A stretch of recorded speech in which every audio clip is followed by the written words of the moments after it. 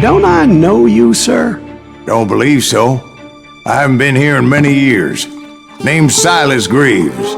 Silas Greaves? The bounty hunter? Used to be. Well, what are you doing here in Abilene? Just passing through. Got a little business to take care of. Well, sir, it would be an honor if you would allow me to buy you a beer. Hell, son, it would be my honor to drink it. I'm Molly. Howdy. I'm Dwight. That's Jack and Steve. Ben's behind the bar. Oh, I bet you got some great stories. A couple. Any of them true? Jack, be nice. A few. What about your shootout with Henry Plummer's gang in Bannock, Montana? Is that where you started as a bounty hunter? That's what it says in this here dime novel.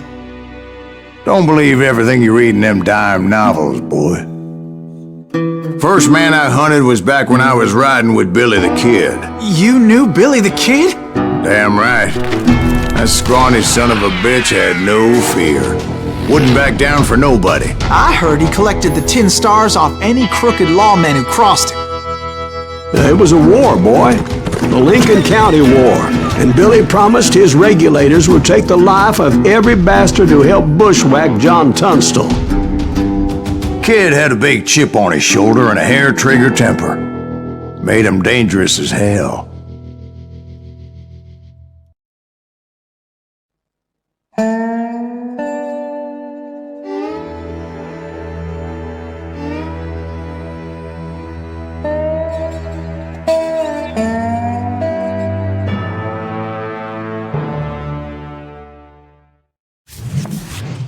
It was about 30 years ago. Billy was hiding out in an abandoned farm near Stinking Springs. I threw in with the kid because the man I had sworn vengeance on was riding with Billy's enemies. But before I tell you why I want that sumbitch dead, let me tell you what happened that day.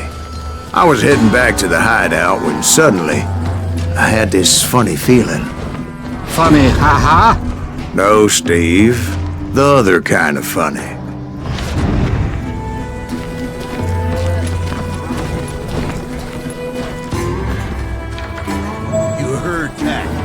Stay here and keep an eye on the road. That's not fair. We're missing all the fun. I knew those two morons would never let me through. I had no choice. Hell! Shoot that sumbitch!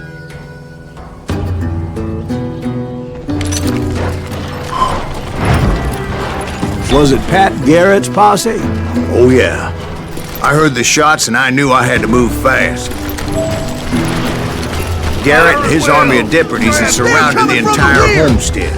I decided to help Billy and the boys out of it. So that's just what I did.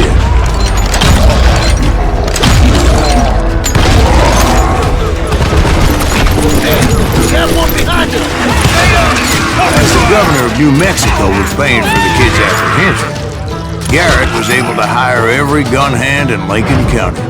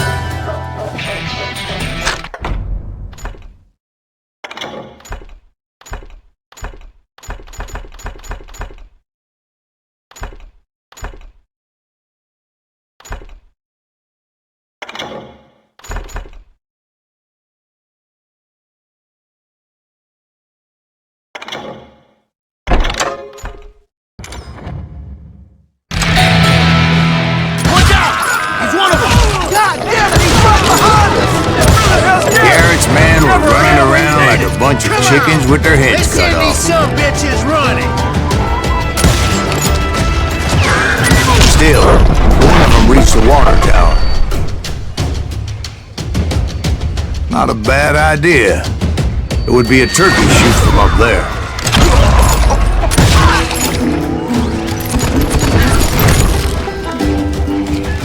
Luckily, these shooters Garrett hired weren't the sharpest tools in the shed.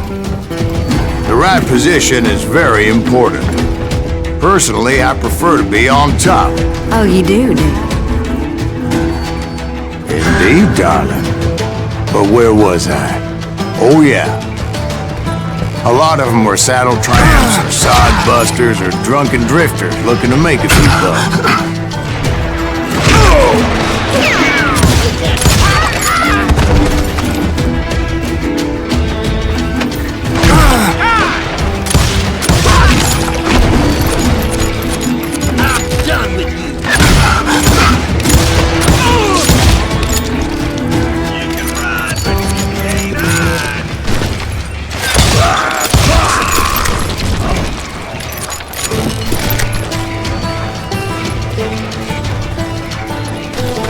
Then, I heard a friendly voice yelling at me from the window. Back door! We'll cover you! Watch your flank! Truth be told, things weren't much better behind the house. Shoot that bastard! Get out here!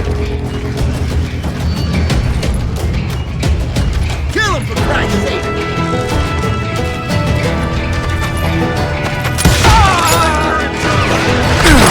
Cut their numbers in half. But that just made the ones that were left twice as mad. They made up for their lack of skill with a seemingly endless supply of ammo.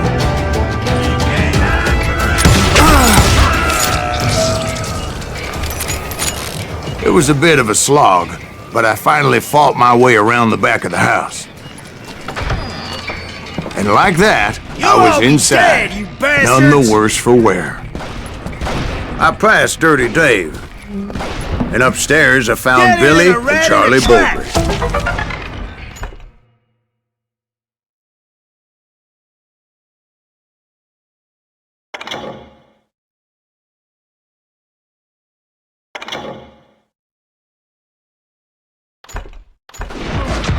You think you can kill me too? How about that? Huh? You like that?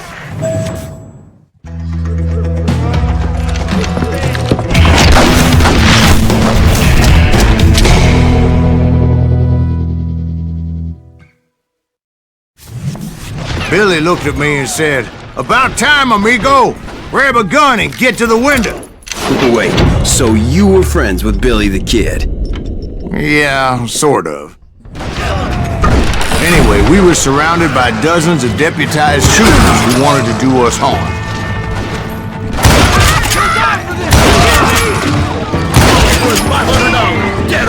I'm telling you, Garrett's men were dropping like flies, but they just kept on coming. I think I got one! Where did I better get to? He's missing all the action!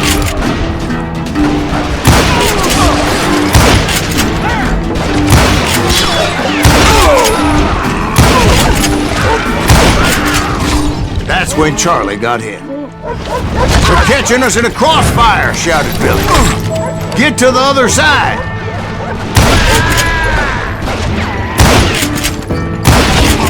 Someone shoot that bastard!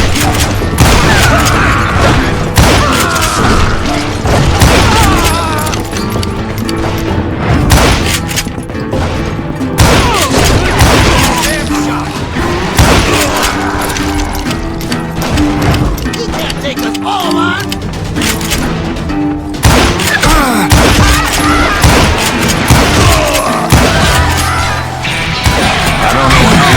Cocksuckers I personally put down, but it was pretty clear, even to Billy, that maybe discretion was the better part of valor. What's that mean? It means that it was time to cut and run. "They got a Gatling!" Billy shouted. "Get the horses and bring them round back. I'll draw their attention." He directed that order at me, and I thought, why the hell do I have to do it?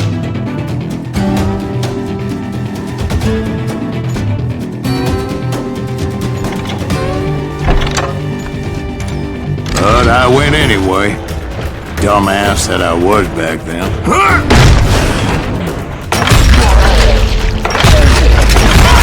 for it! Those poor sons of bitches are done for! Many would have fled in my place. But I had that false sense of invincibility that many young men have. Like Jack here. What are you saying, old man? Jack, he's just joshing with you. Yeah, he better be. Mr. Greaves, please continue. Please, call me Silas, man. Now, where was I? You were heading for the bar. Right. Making my way past a passel of fallen foes. Sounds like Garrett hired a whole regiment of hired guns.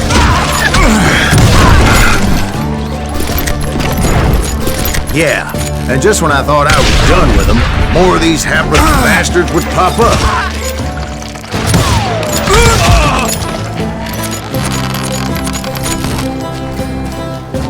Finally, I had the stables within my reach.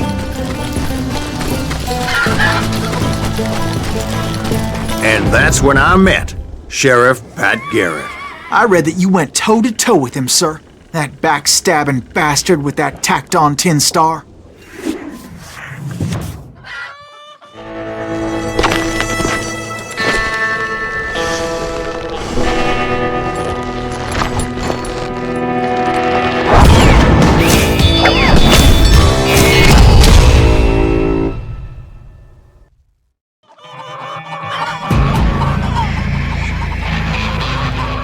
You challenged him to a showdown. You read that in a dime novel? It said he showed no fear as he took your measure with eyes like a rattlesnake.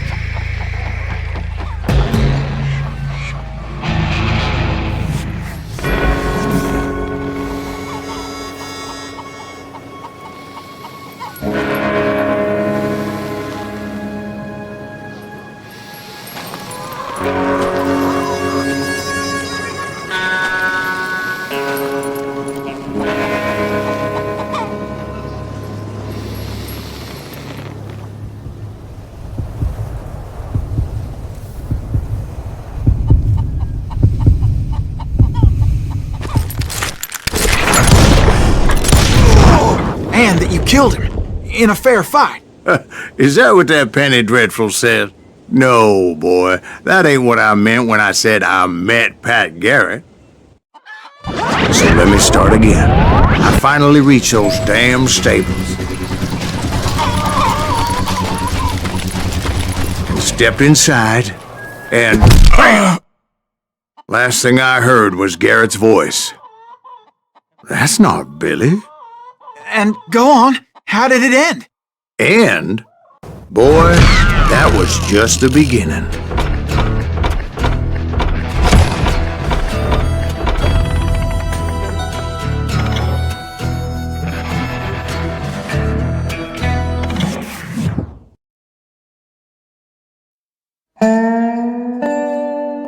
So what happened? Did Garrett arrest you? Yeah, after I came to, the bastard had clocked me with his Colt.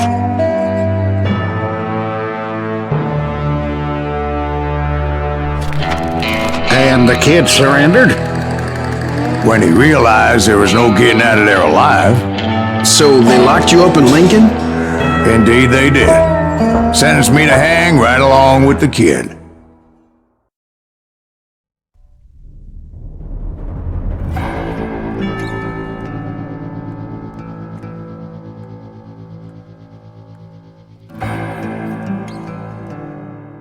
It's important to know that I was only riding with Billy so I could find the bastard I was after.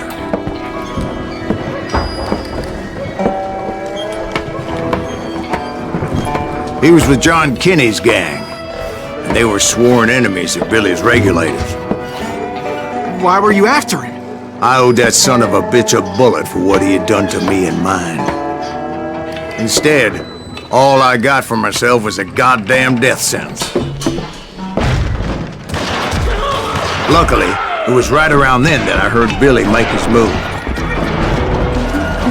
He shot Jim Bell and a few other guards as he made his getaway. Later, they wrote that some lady friend planted a pistol for him in the privy. What the papers didn't say is that Billy helped me escape too.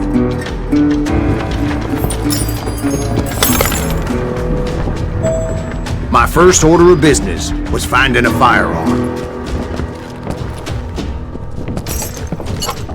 Luckily, I located Deputy Bob Ollinger's mean-ass shotgun.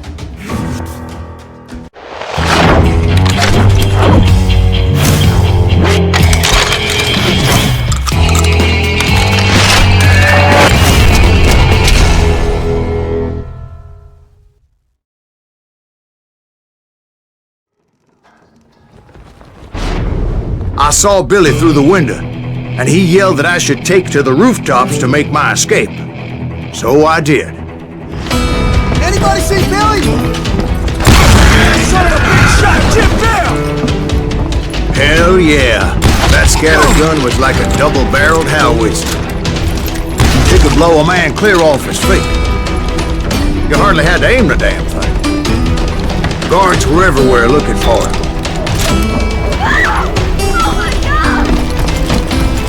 Anybody see him?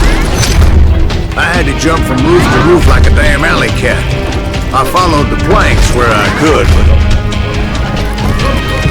some of that wood was slippery as hell. The whole town was up in arms. Suddenly, I was a fugitive. How the hell did the kid escape? Garrett's gonna kick our ass! So that bastard you were after, what did he do? He did me and my family a grievous harm. But I knew if I was ever going to find him, I would need to get my ever-loving ass out of there.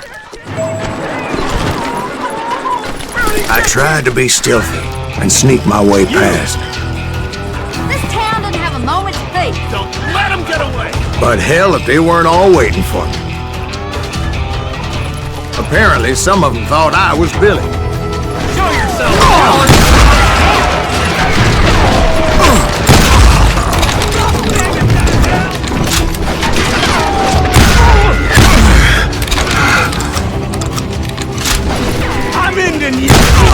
Somewhere. Me and the kid shared a certain similarity in build and color. I was just glad I had Deputy Bob's mean-ass shotgun. They're shooting in the street. Get your headstone! There's children. So much lead was whizzing by my head, it was like everyone in Lincoln wanted to put me in the ground.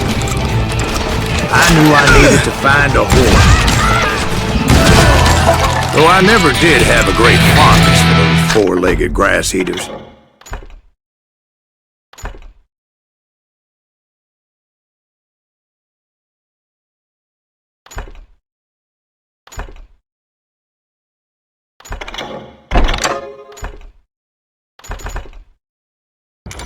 Come out, you yellow Smelly, bastard! sweaty, ungrateful beasts. He's rising too high, if you ask me.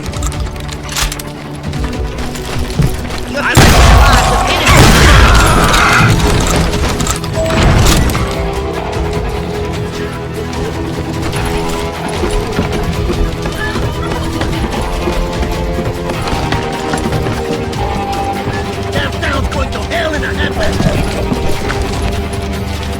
But where was the kid while you were busy getting shot at? Gone. And that's when it occurred to me why Billy set me free.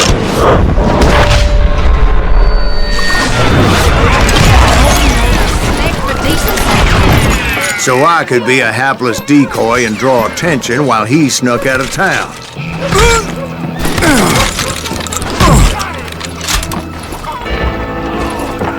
In for the kill!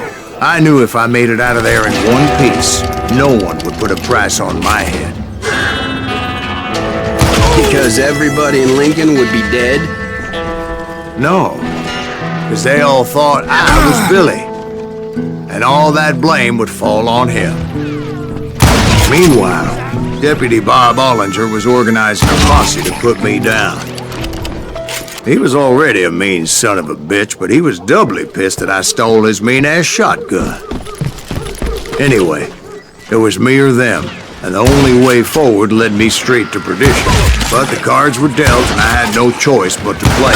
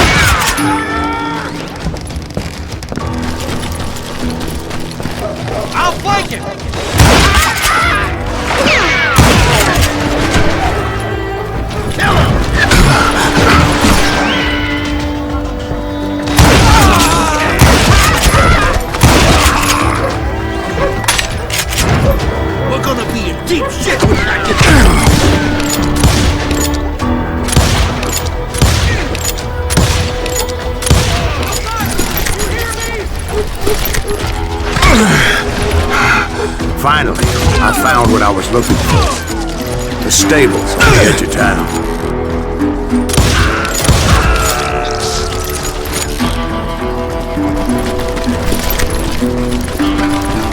I guess Billy saved your ass, taking out Bob Ollinger the way he did. Billy didn't kill Bob. Well, sure he did. He dispatched him right after he shot Deputy Bell. No, sir. Because Bob came right up behind me, angry as hell that Billy had lit out. "Hello, Bob," I said. "I think you better let me go." And he says, "I don't think so, boy. Not with my shotgun." So we stood there in the middle of the street, eyeball to eyeball. He intended to kill me, and I knew I had no choice but to defend myself.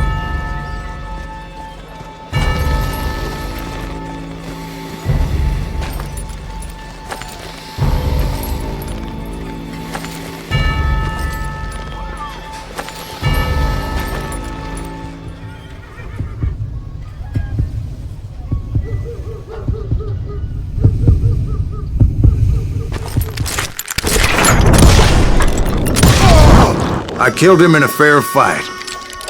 Everybody saw I had no damn choice. Well, Lincoln got a mite depopulated that day. Pat Garrett gunned down Billy 3 months later, so his escape was all for naught anyway.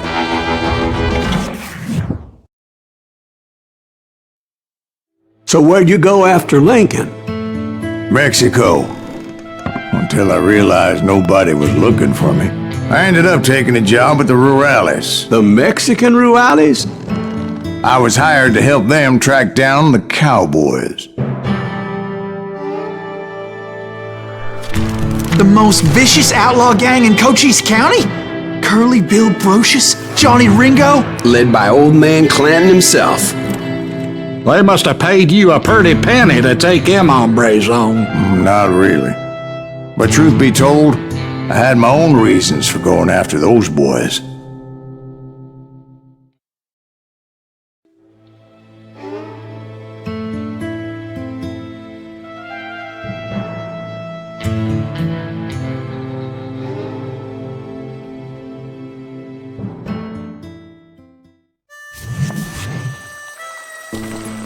So was the bastard you were after now riding with the cowboys? Roscoe Bob Bryant was his name. Oh. But no, this time it was a different bastard I was after. The aforementioned Mr. Ringo. I came upon them robbing a stagecoach, which wasn't surprising, being they were such murderous thieves and bastards. The bandits wore red scarves, so I knew they worked for the old man. Over there! There! ¿Quién carajo es ese hombre? I did my best to help those poor passengers.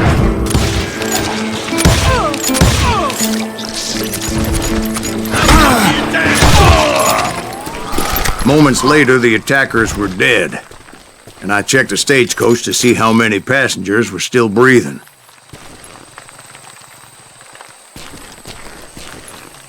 None. It was then I wondered if the rocks weren't hiding more bandits. Was that all of them? Or did I just hit the rear guard? I quickly got my answer. They attacked from on high like Apaches often did. They would appear in great numbers from above and rain down lead on their hapless enemies' heads, making use of the high ground and whatever else they had. Yep, the Apaches always appeared out of nowhere, and there never seemed to be an end to them. Hold on, were you attacked by Apaches? What happened to the cowboys? Did I say they were Apaches? I said Clanton's cowboys attacked me Apache style. I was in a pitched battle, but I was holding my own against an overwhelming enemy force. What's he going?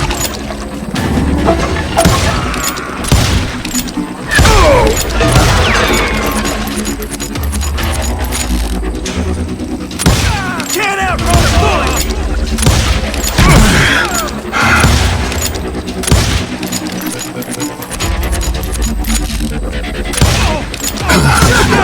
Son of a bitch!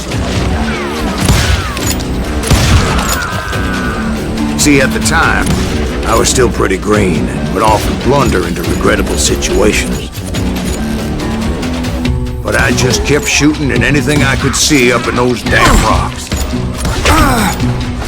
I didn't see Ringo, but I knew he was with the cowboys.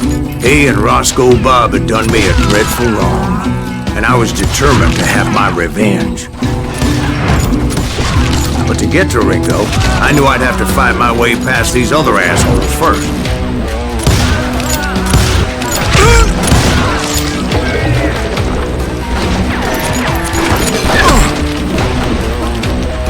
Get a moving target!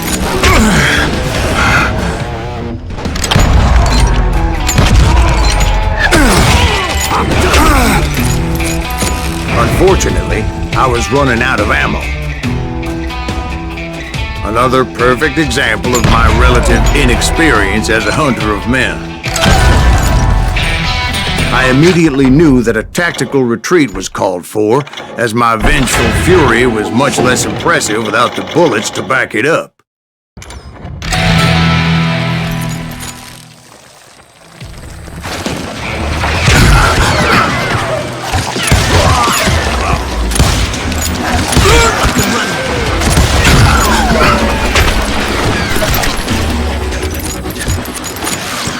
Finally, they managed to corner me. Trapped as I was, the odds of my survival seemed pretty slim.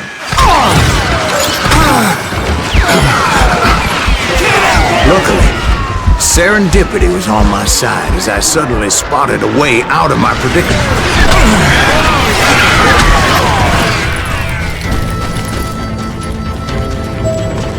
Hard to hit a moving target! I ran ahead as if the devil himself was after me. Bullets were whizzing by my ears, but I wasn't about to roll over and die.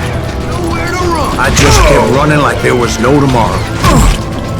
Because there wouldn't be if Clanton and his men caught up with me. As I was scurrying around those caves, I thought, what was I thinking? Going up against a gang like this.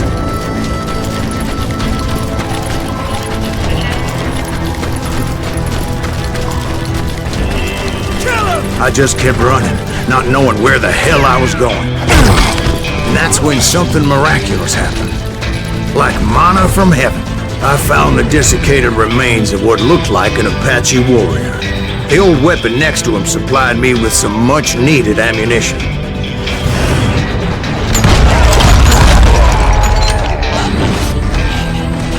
Bat Masterson once told me it was more important to be lucky than good, and he would know.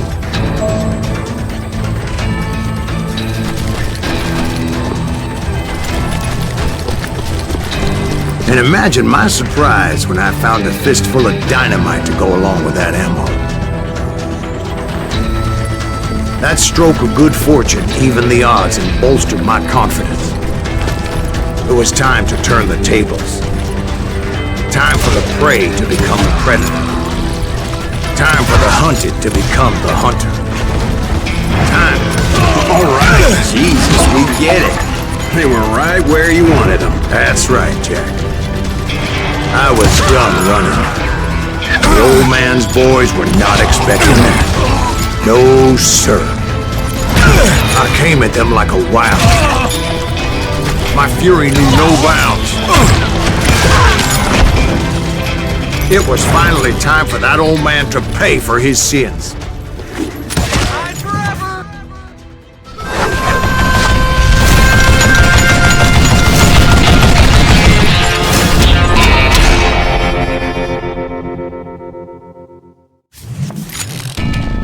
I yelled out at the top of my lungs, "Clanton, I'm coming for you!"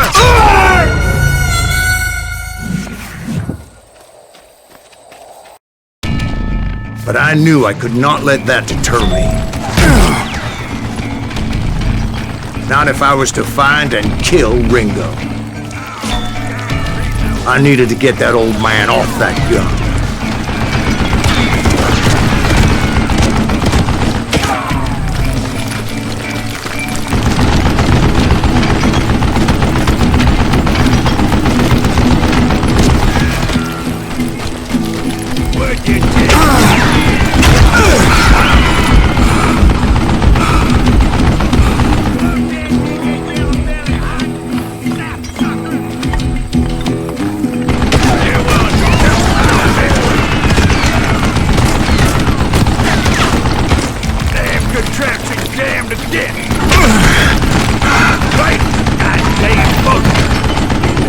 Most everyone thought it was the Ruales who had come up against him in Guadalupe Canyon, but it was just me.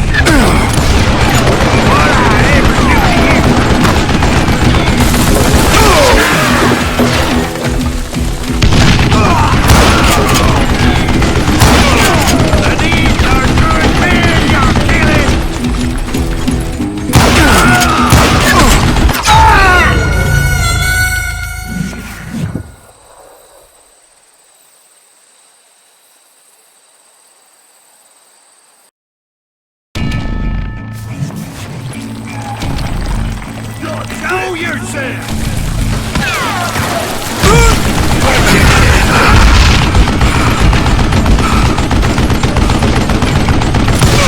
You murdering bastard! Wait! Goddamn book! Dynamite!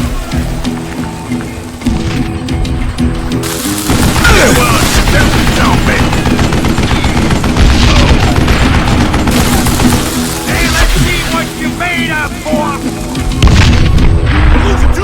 Apparently, one of the cowboys made it out of there alive and told Ike and Billy Clanton that it wasn't a Mexican who took their father's life that day. They just assumed it was one of the Earps, and that little misunderstanding eventually led to that legendary gunfight at the OK Corral.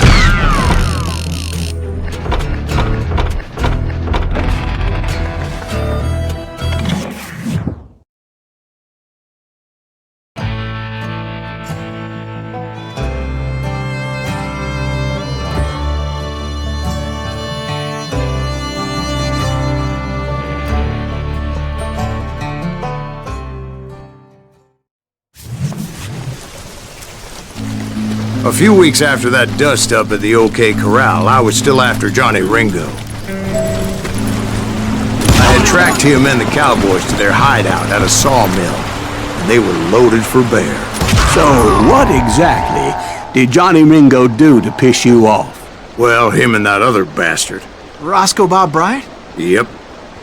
They both deserve to die, and I promise I'll tell you why. Earp's coming! Get ready, boys. But first I need to tell you about the Cowboys' new boss, Curly Bill Brocious.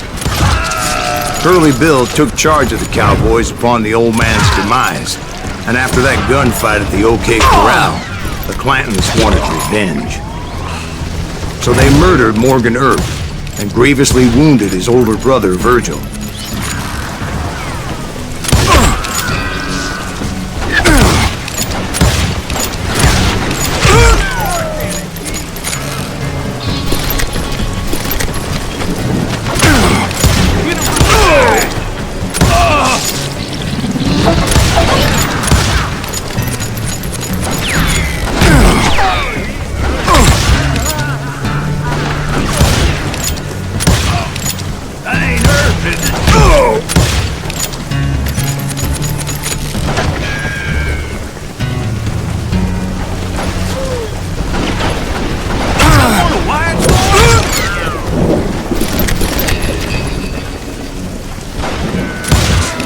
Wyatt and Doc went on what became known as the Vendetta Ride, hunting those outlaws down.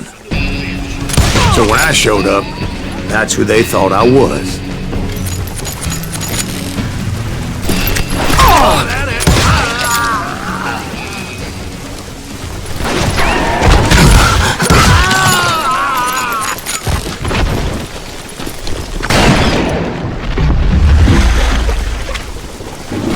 There were killers around every corner, all wearing red bandanas.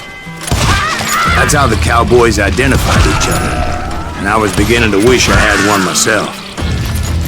But I wasn't about to let Ringo walk away unscathed, and that's what drove me forward. They say that Ringo was infernally fast. I hardly saw anyone faster, boy. Certainly not Wyatt Earp. That man was all hat and no cap. Earp wasn't much of a match for him, but Doc Holliday might have taken it. That Lunger should have kept his nose out of it. They never charged anyone for the murder of Morgan Earp. But everybody knew that Curly shot him in the back. That was common knowledge. Yeah, maybe so.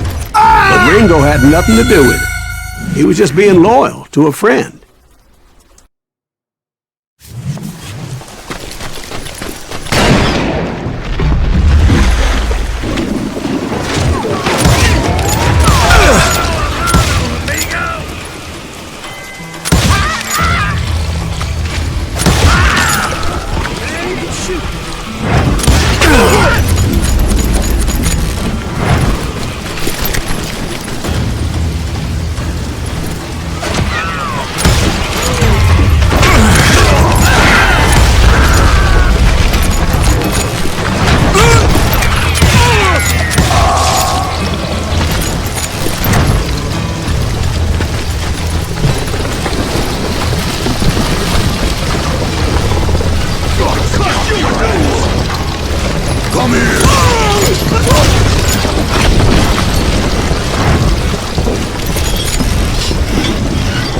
Excuse me, sir. I have a question. What's that, Dwight? After old man Clanton died, why didn't his son take over the Cowboys? Because Ike Clanton was dumber than a box of rocks and a yellow belly to boot. Now, where was I? Taking down the entire cowboy gang single-handed. Indeed I was, Jack. He's killing everybody!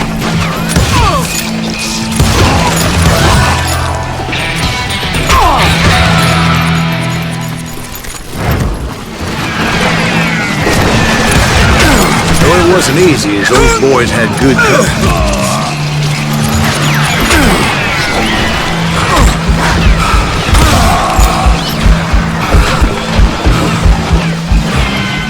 Show him how to die!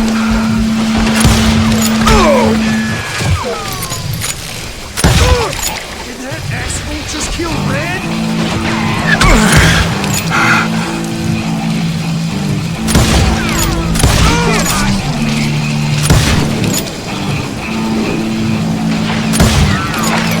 Do I have to do everything?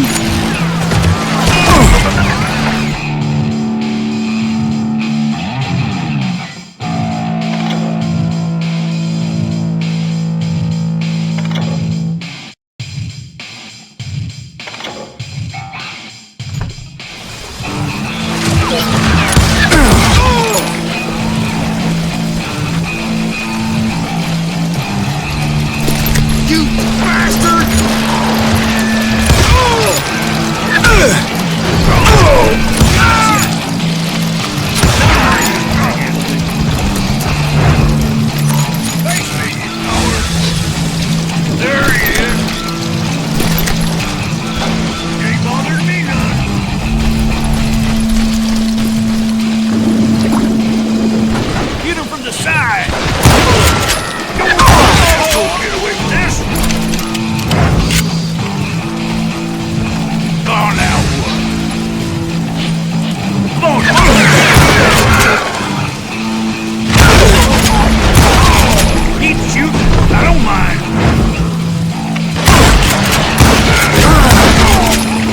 Ruts everywhere, piles of lumber, and God knows what else for people to hide behind.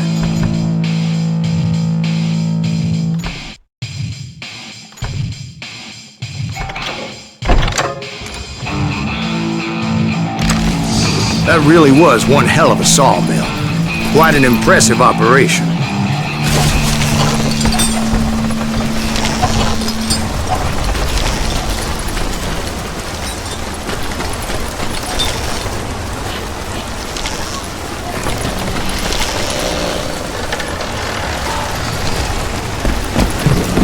And where was Curly Bill? Did you see him?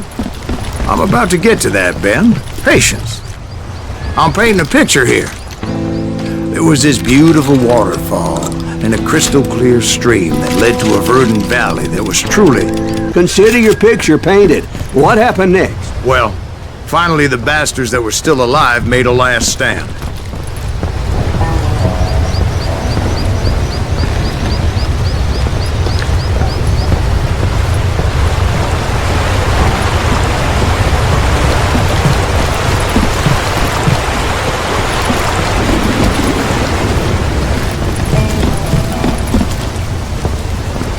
Curly Bill, Johnny Ringo, and his compadres took off into the lumber yard, and I followed after.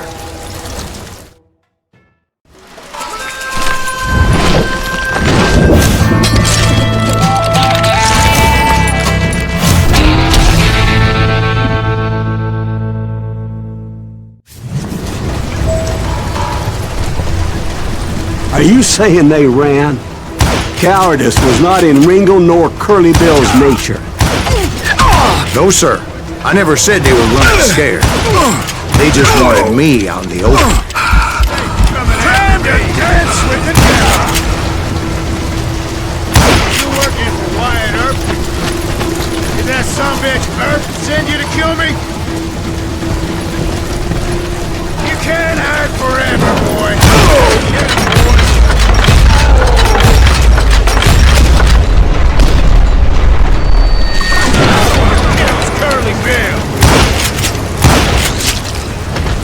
Brocious gave me no choice but to take his life. But Ringo was nowhere to be found. I knew you didn't kill Ringo, because he was found dead in a different location altogether. To this day, his killer is still unknown. Indeed. Took me a few months before I finally tracked his ass to West Turkey Creek Canyon.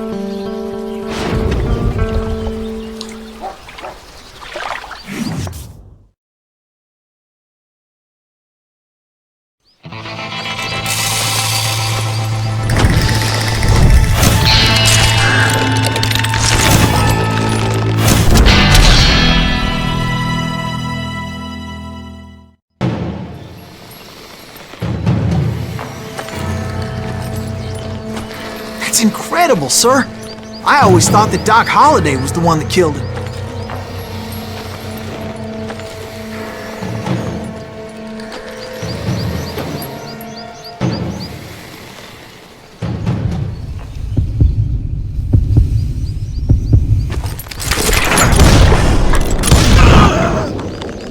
Sorry I had to ruin the legend for you, boy.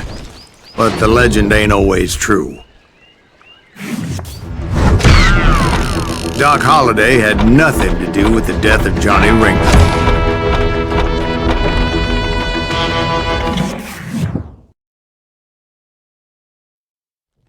I was paid a healthy bounty for Ringo and Curly Bill, and realized there was real money to be made. That's why I went after Henry Plummer.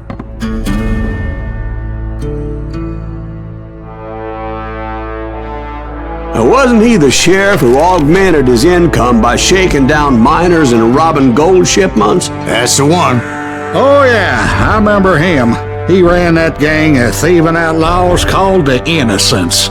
So it's true that you went toe-to-toe with him? Indeed I did, son. Indeed I did.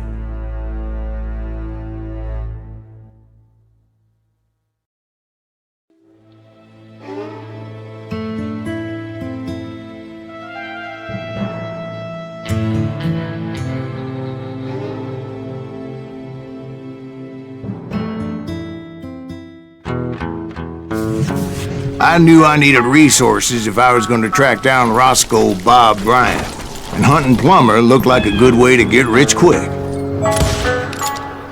As the local vigilantes exposed him as the leader of the bandits, and put a generous price on his head. Plummer rallied his gang to plunder one last gold mine before making their escape, and that's where I thought I'd find him. It makes me nervous standing so close to all these goddamn barrels of gunpowder. Why would you be nervous? No one has the cojones to come after us. As long as you don't light up a cigar, we're fine. Yeah, besides, George is up there on the rocks with that rifle of his. Nothing gets past him. As my late father pointed out more than once, God made men, but Samuel Colt made them equal.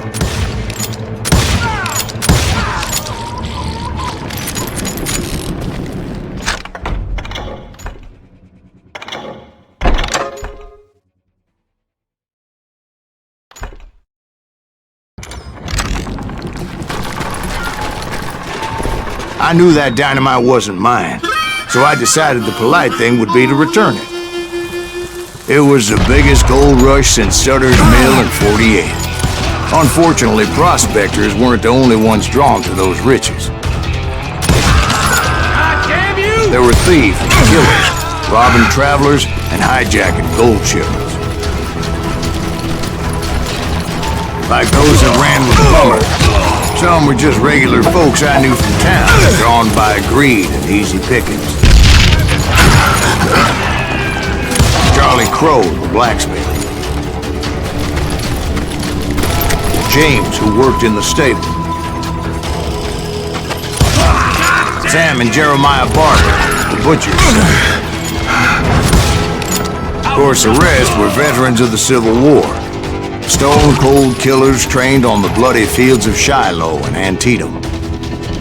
Plummer had a lot of men on his payroll. A hell of a lot. That son of a bitch pretended to protect the public with one hand while stealing them blind with the other. He set up a defensive perimeter which I had no idea how to breach. Dangerous, desperate individual. I was outnumbered and in way over my head. But I was too damn stubborn and stupid to realize it. I thought I was some kind of hero.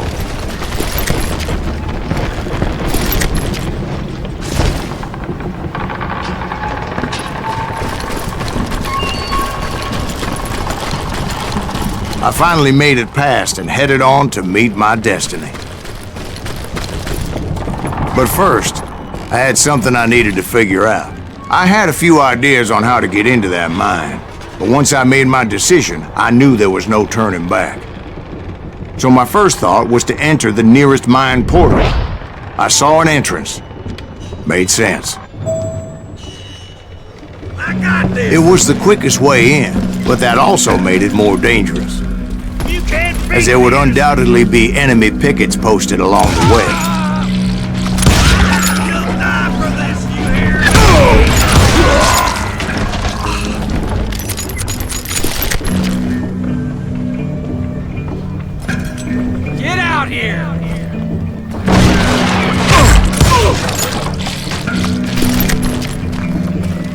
Besides, once you enter a mine like that, it's easy to get all turned around. And that confusing maze of corridors wouldn't even be the worst of it. Some of those shafts could be as deep as hell. It's you or me! A single stumble or misstep can easily end in a deadly plunge to oblivion.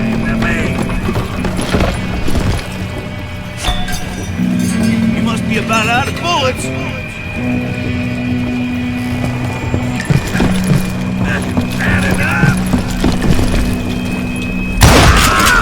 Quick reflexes often make up for a lack of common sense. Luckily, I was never one to be easily bushwhacked.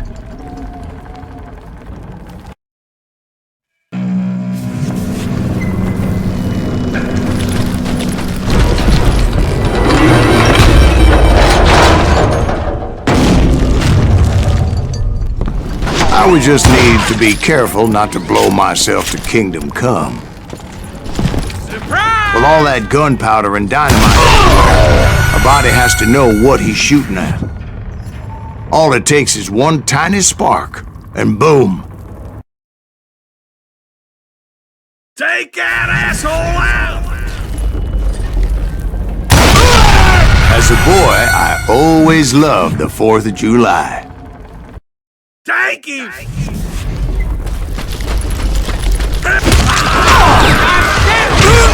One wrong bullet could have turned that line into a dad-blasted tube.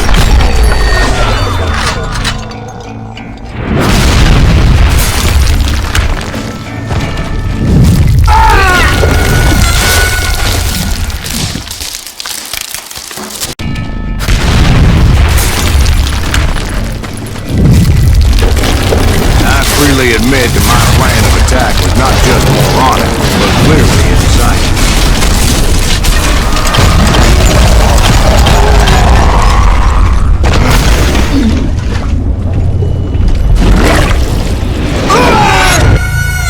It's a good thing that I abandoned that ridiculous plan before I even tried it. Instead, I spotted a ladder way into the mine from the opposite side.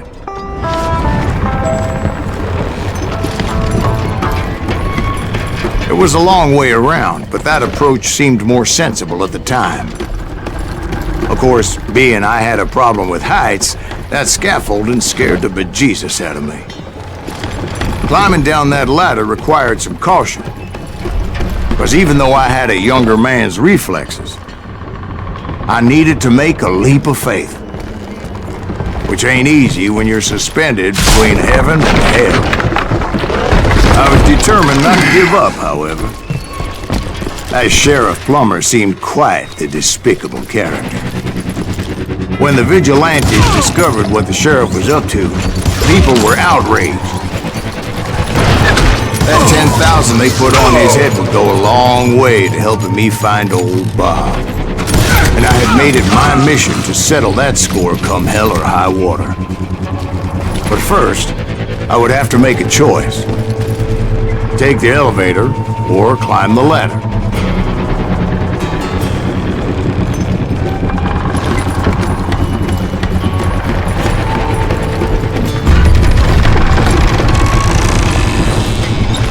I wanted to use the element of surprise.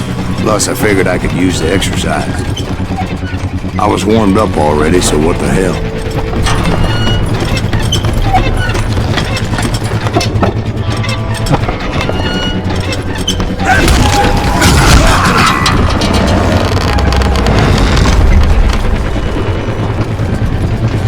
Plummer was a mad dog killer, and the people of Nevada City deserved better. Nevada City? I thought Plummer met his maker in Bannock, Montana.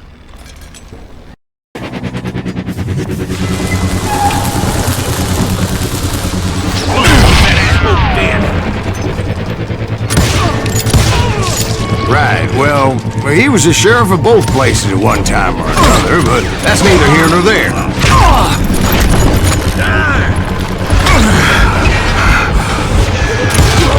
The point was, taking him down would save a lot of lives, including my own.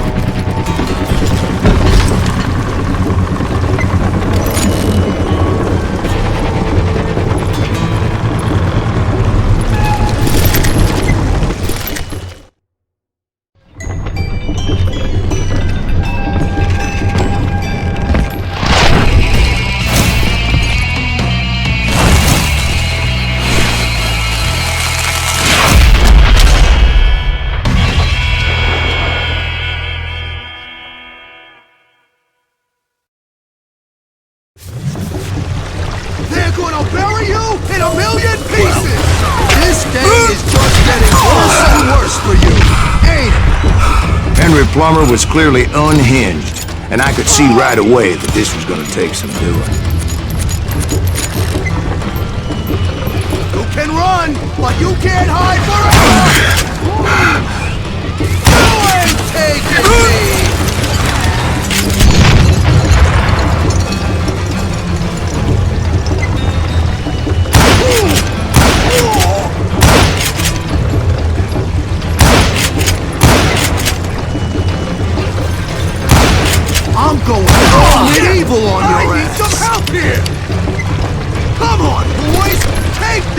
cocksucker out!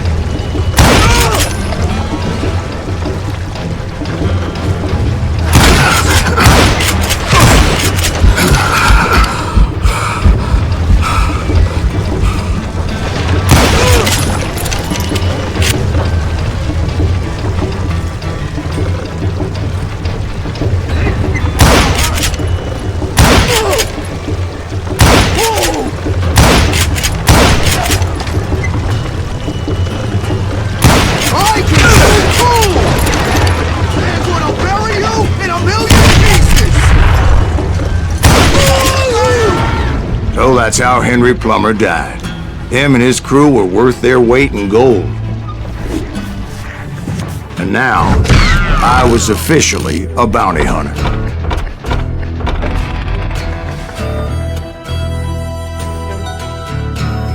Did you finally go after that Bob feller? Well, I heard word he was in Kansas with John Wesley Hardin. So that's where I went. Where in Kansas? Abilene. Why do you ask, Ben? No reason. Was Hardin as fast as Ringo? Ringo was fast, but John Wesley was as fast as the devil himself.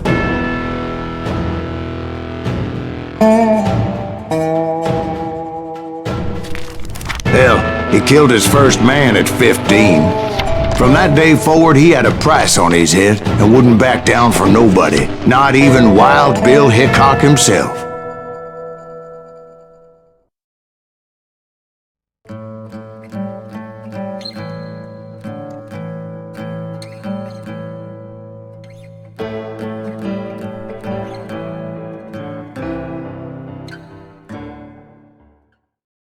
I dodged death many a time, and that night in Abilene was so different.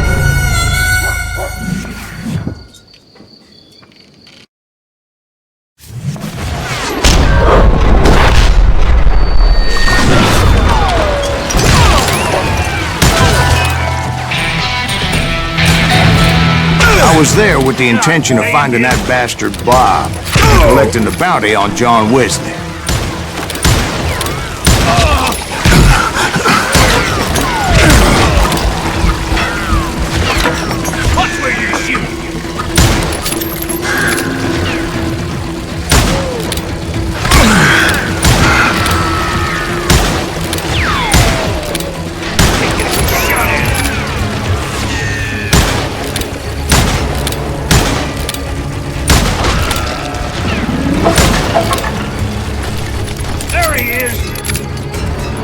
I thought the Texas Rangers got Hardin.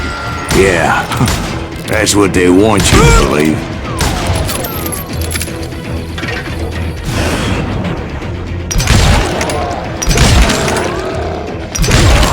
It was cold in a witch's tit and a brass bra that night as I fought my way past his loyal compadres.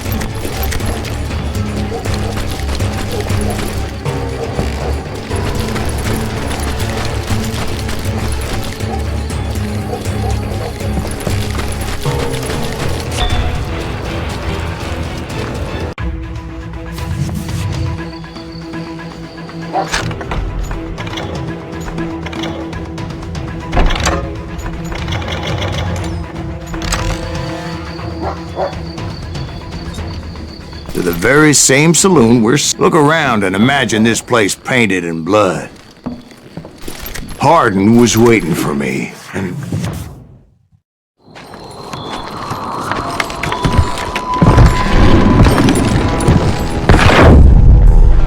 Wait, I'm jumping the gun here. Let me back up and give you some background on this sumbitch. He deserves that much. Don't you think so, Ben? John Wesley Hardin was a killer. By the end, he confessed to taking the lives of 42 men. He was a bona fide folk hero by then, and had amassed a gang of armed miscreants and other assorted thugs. He and his men set up camp outside of town, and I was hoping Bob was among them. Shit, it's cold out here. Damn it! Shoot that son of a bitch! They didn't ask why I was there. They knew. As most of them were wanted as well. Shoot him! I figured Hardin was here somewhere, but to get to him, I'd have to get past his gun range.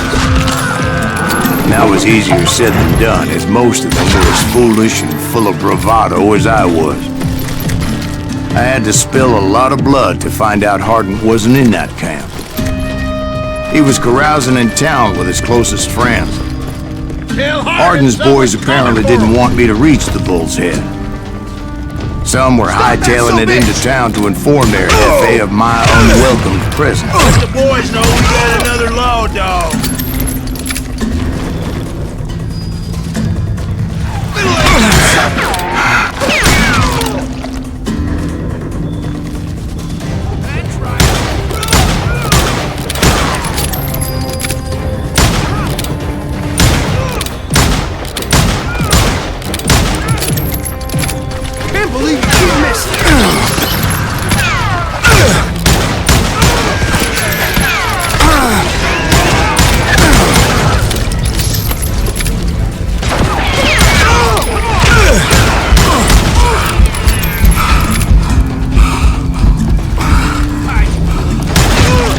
I wondered if Bob was among them.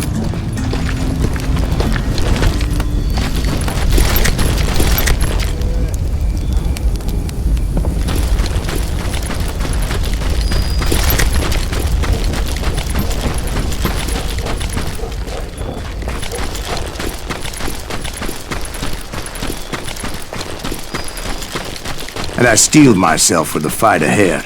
For as good as I was, deep down I wondered if John Wesley wasn't just a little bit better. Before I could test my mettle against Hardin, however, I would first need to dispatch his cadre of hired killers. Most of these degenerates were beyond redemption, but John Wesley might have been a different story.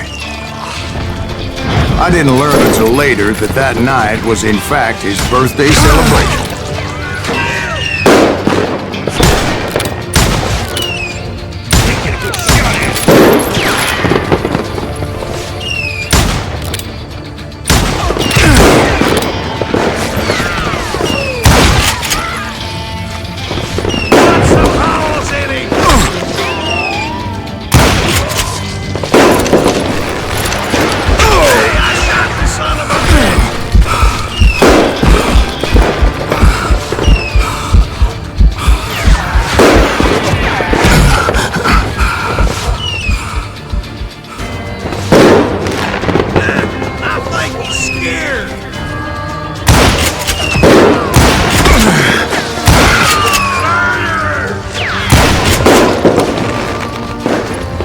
I think I already mentioned that I found Hardin in this very saloon.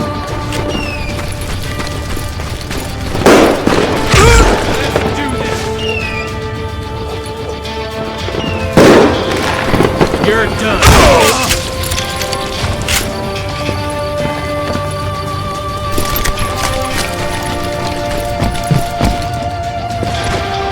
Suffice it to say, nobody there was happy to see me.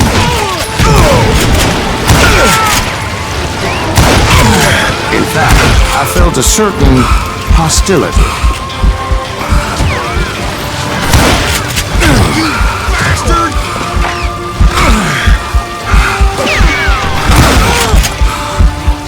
Sorry, son of a bitch!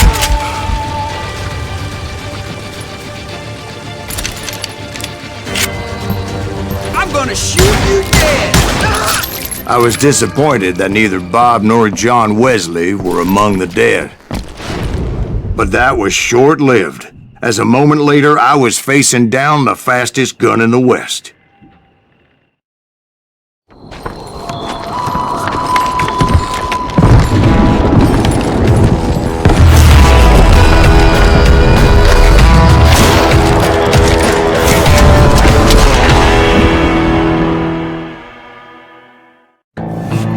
I felt a bolt of adrenaline. Or maybe that was fear. He was well known for his tricks, and I knew I'd need my own if I was ever to defeat him.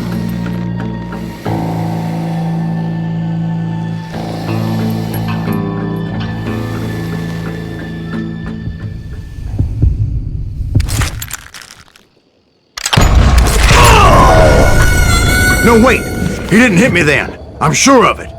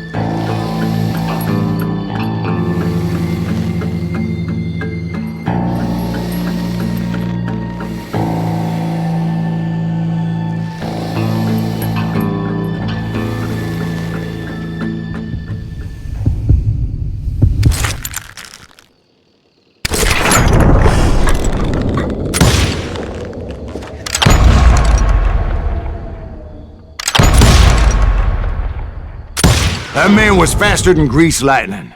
But being inebriated as he was, he didn't count his shots. And now, he was at my mercy.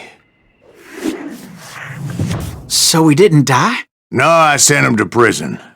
Years later, after he was free, some restless Avenger took his life. Shot him in the back at a saloon just like this one. Anybody up for another beer? Ben?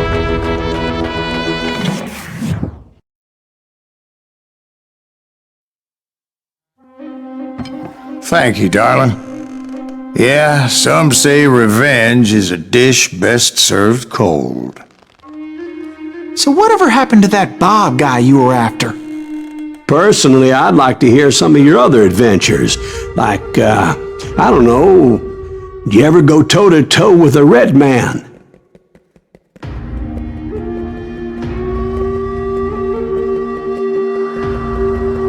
Yes, I did, Ben.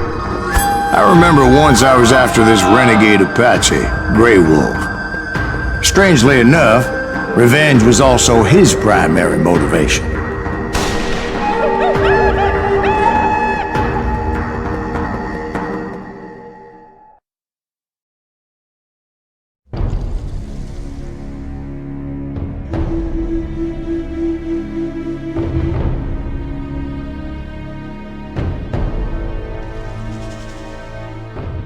A bounty was put on Grey Wolf's head, and that's how I came to hunt him in the mountains. Mountains so high they tickled the nether regions of heaven.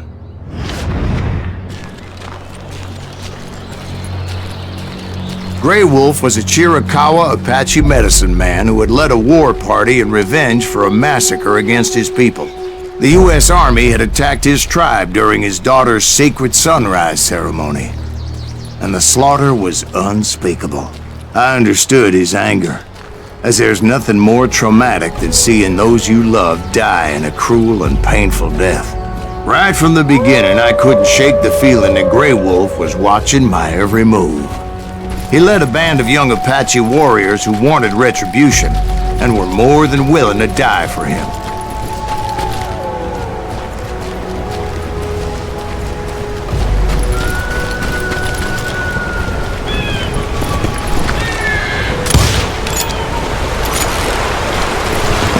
They saw me before I saw them.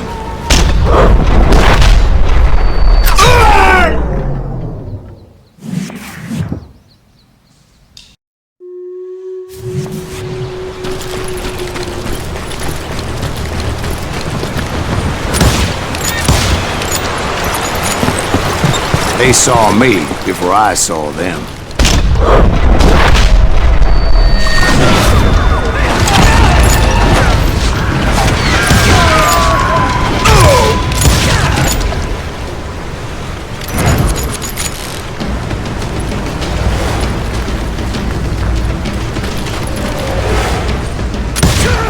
And it crossed my mind that maybe this wasn't such a good idea.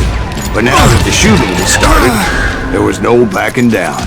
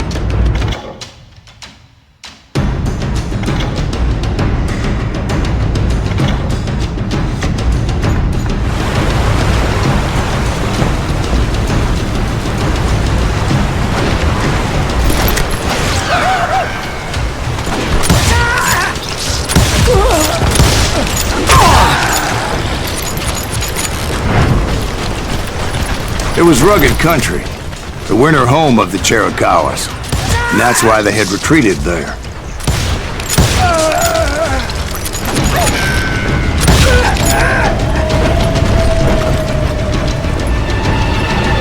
I admit to having some regrets about going after them the way I did.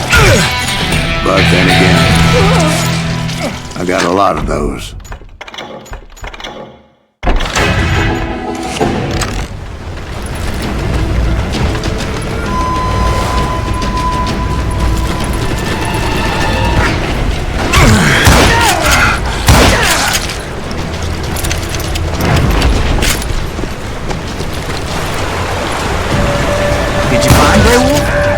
Not at that moment, but I did find the entrance to their hideout.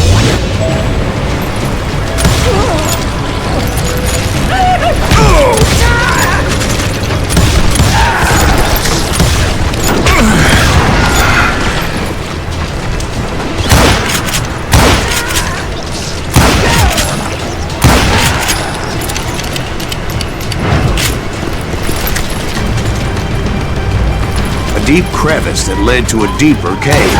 Don't tell me you went in there. Yeah, but it's not out of bravery so much as pure, angry cussedness.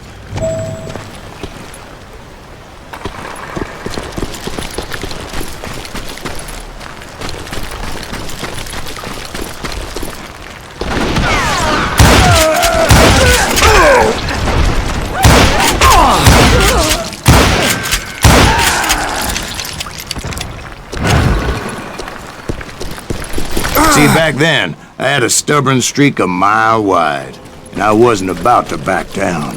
So it was like pitch black in there? Actually, it was pretty well lit, as they had torches on the walls.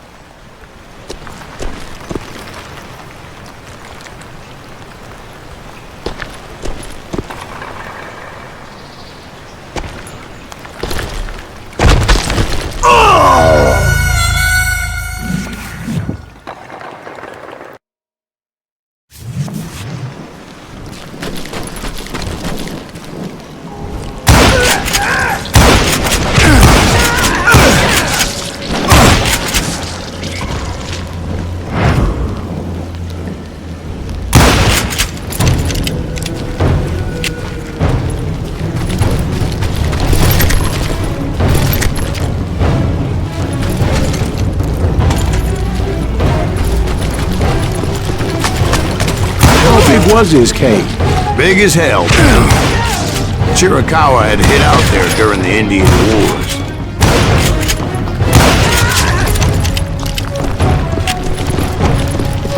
They thought it was haunted with the ghosts of those murdered by the horse soldiers.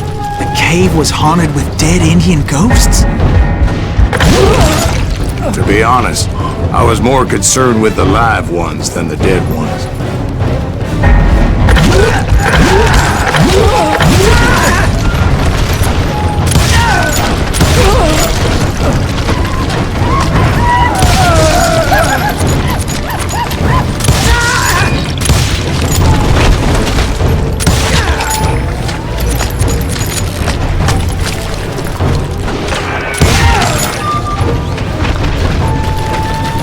How come you know so much about Indians?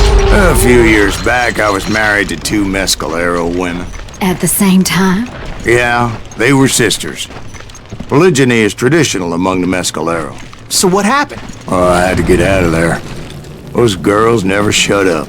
Both of them nagging at me all the time. Drove me half crazy. Haven't seen them since. No, I mean, what happened with Grey Wolf?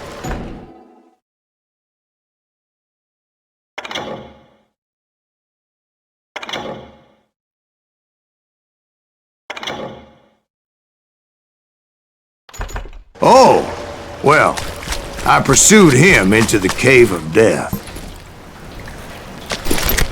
I came upon this flooded grotto, and that's when I saw him. He came to me unarmed and unafraid. His voice echoed in the shadows, and I sensed he meant me no harm. You carry great darkness in your heart, and if you do not release it, it will claim your soul. The sound of his voice put some kind of ancient Indian spell on me. As his story unfolded in my mind. You will come to this place again and kill many more men, and the darkness will grow until it consumes everything that you are. The soul would have no rainbow if the eye had no tears. He said I was a great warrior. A coyote man, unequaled by any other pale-faced warrior, or something like that. The snakes will bite shadows of your past until a venom poisons your heart, and an echo of the song of the dead summons the spirits deep from within the mountains. I didn't quite get what he was saying, but there was definitely snakes. And indeed, his warriors surrounded me and attacked me like hungry wolverines. They couldn't stop me, though, and Grey Wolf wasn't in the mood for idle talk.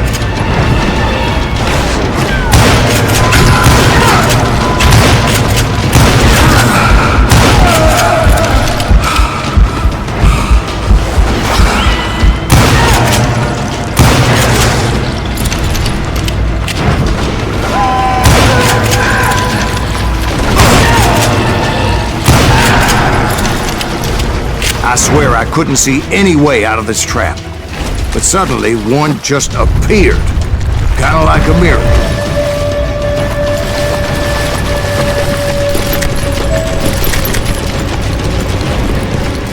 I felt like I would be lost in that damn cave forever. Finally, I found myself back outside, perched on the edge of a precipice, overlooking a thundering white water river. To get where I was going required several leaps of faith, but no way in hell I was turning back.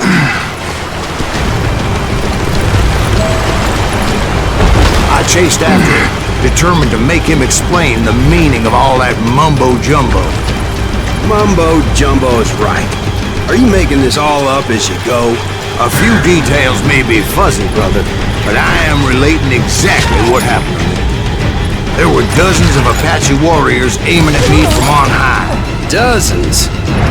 Well, maybe not dozens, but there was a lot of them. At least 3 or 4.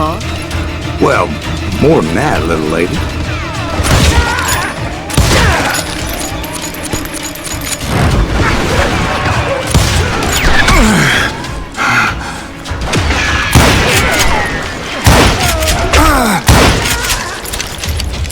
I had a steep climb up creek ahead of me and scrambled up those rocks like a mountain goat. I was determined to locate Grey Wolf and find out exactly what the hell he was trying to tell me.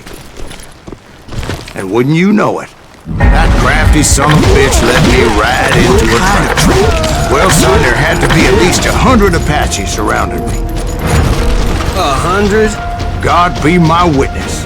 Oh, come on. Who are you kidding? Hey, I believe you. Come on, tell us how it ended.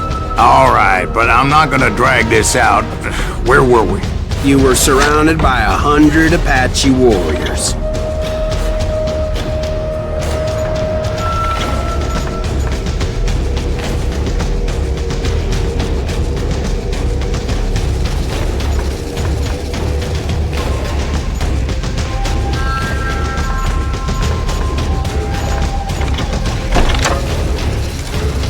Well, I didn't take the time to count them exactly, but there were a lot of them.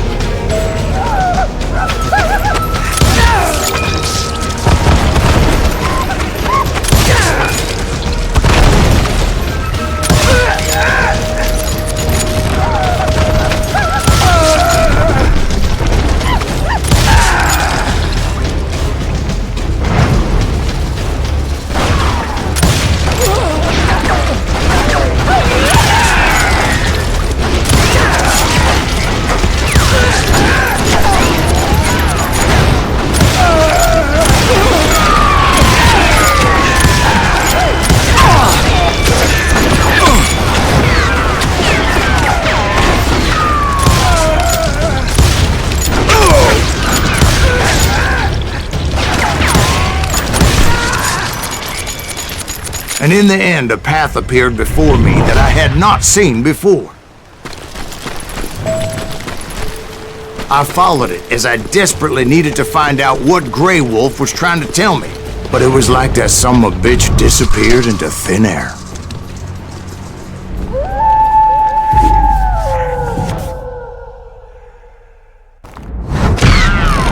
Never did find him. And never did collect my goddamn bounty.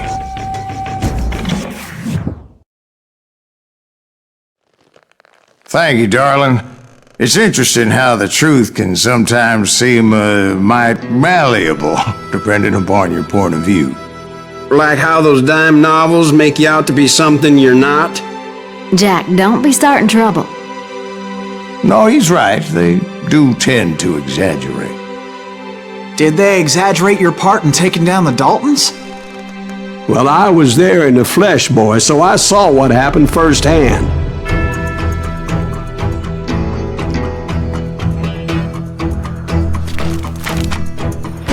Those Daltons were lawmen once, before they all went bad, robbing banks and trains clear across the territory.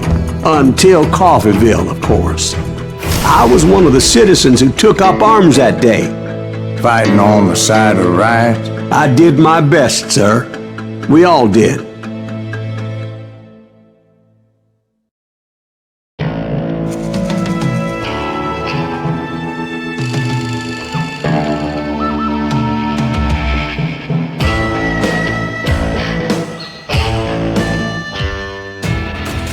It was early morning. One of my friends was a local gunsmith, and he handed out firearms to anybody who'd take one. You see, the Daltons got it in their heads to rob two banks at the same time. Two banks on the same damn street. The story was Bob Dalton's girl was always writing him about how he had no ambition. Well, the locals recognized the Daltons right off. Before they could get away, half the town took up arms to defend their property. Their first mistake was pulling a job in their own damn hometown. You got us a hero. Put some holes in him!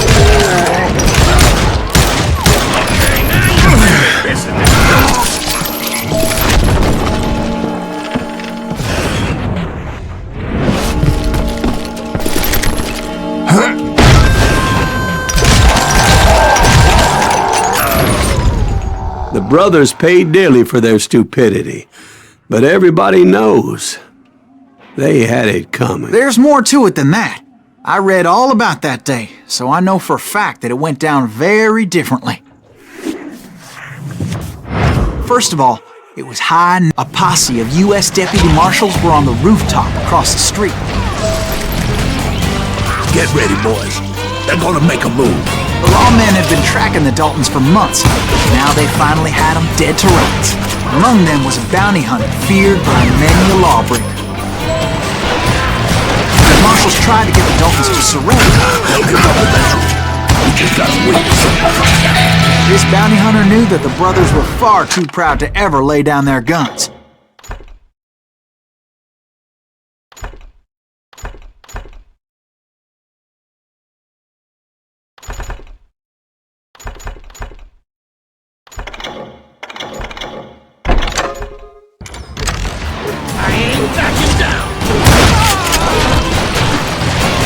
He went in there alone to confront those criminals.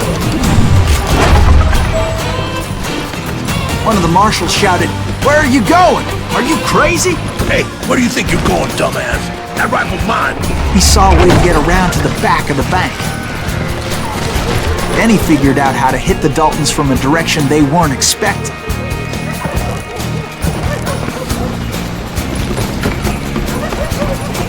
From above. Fortunately, a water tower was right there. A moment later, he was climbing up a steep ladder, laughing at danger as he did. It was brave men like him who risked their lives to tame this wild country.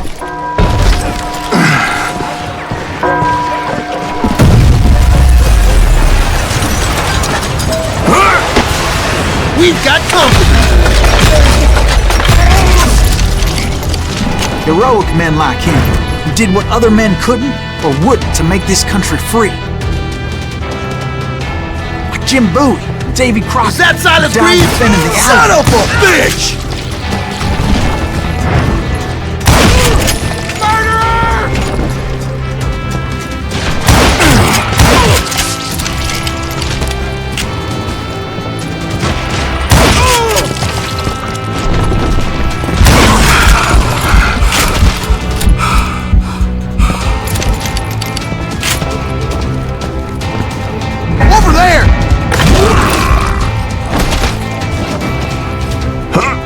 Silas Greaves!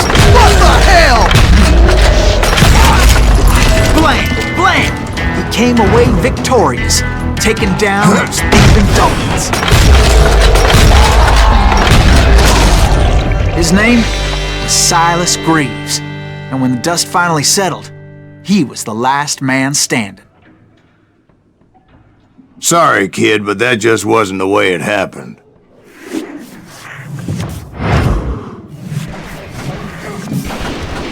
It was early evening, not high noon. The Daltons blew up a safe, and were all set to hightail it out of there. Those pathetic deputies surrounding the bank were dropping like flies.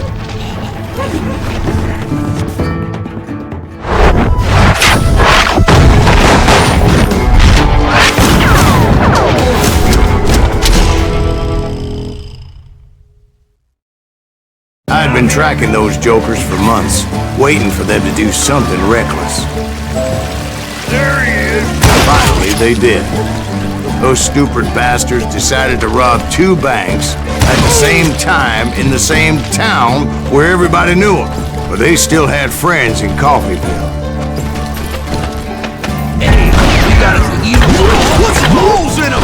Those friends came after me like a pack of wild dogs, tooth and nail. They were coming at me from all directions. I caught sight of the Daltons running with the money and didn't want to lose them. The problem was, they knew the town better than I did. And to top it off, I found myself in the middle of another shootout entirely. Did the Daltons hole up in somebody's house? No, it was the Smiths, I believe. They were cousins of the Daltons. And they were shooting at the Browns, who were shooting at the Daltons. Which wasn't any surprise, because those two families have been feuding forever. And since the Joneses are related to the Browns, they shot at the Smiths, pissing off the Heimhoffers, whose daughter recently married a Smith. Well, bullets were flying every which way as all the old feuds in Kansas caught fire all at once. There was a hell of a lot of pissed off people in Coffeyville that day. But that's just the way life is sometimes. Shit happens. The Dalton boys knew I would never give up. Those Daltons weren't the sharpest knives in the drawer, but they always stood together. They set a trap to slow me down and allow at least 2 of them to escape. The third brother stayed behind to plant me, just in case that trap of theirs didn't work.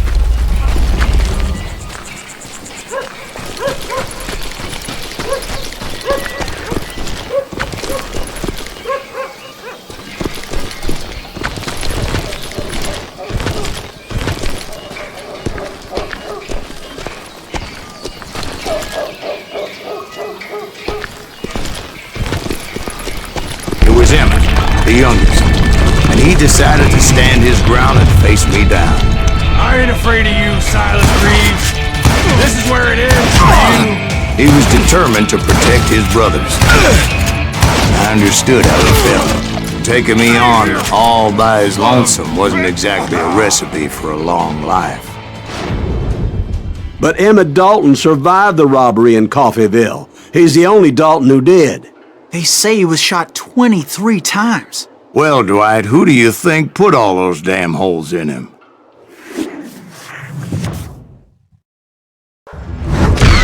But I have to admit, that boy had grit.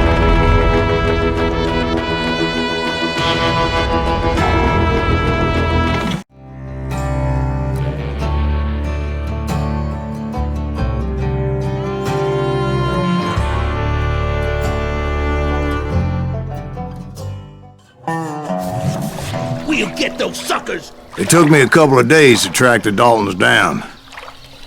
They can't get away with this! And in that time, a whole posse of local vigilantes offered to lend a hand.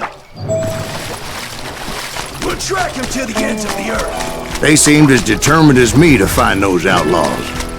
But as we headed into those swamps, it was like I had my own private army. There was no way those boys were getting away this time. It was early fall, right? Beautiful time of year. At least you had the weather on your side. Not by my recollection. It was damp and foggy as hell.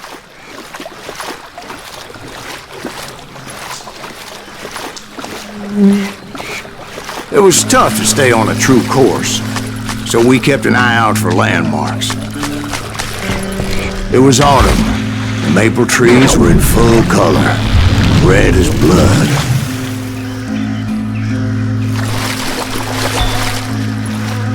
The rains that year were torrential, so the whole area was flooded. The vigilantes had spread out wide, and pretty soon I couldn't see anybody.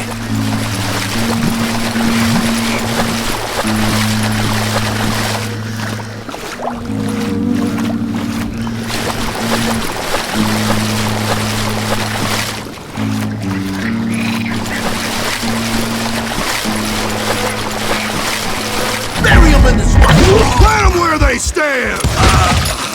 Except for some bitches ahead of me wanting to do me harm. So I had to face them alone. I wondered why my compatriots didn't come running when they heard the shots.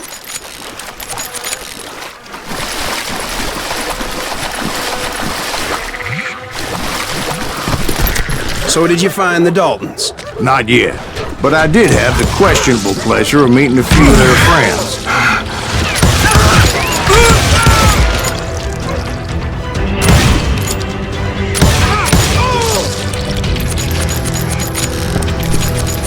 The boys had established quite a reputation by that time, so they attracted all manner of riffraff to their cause.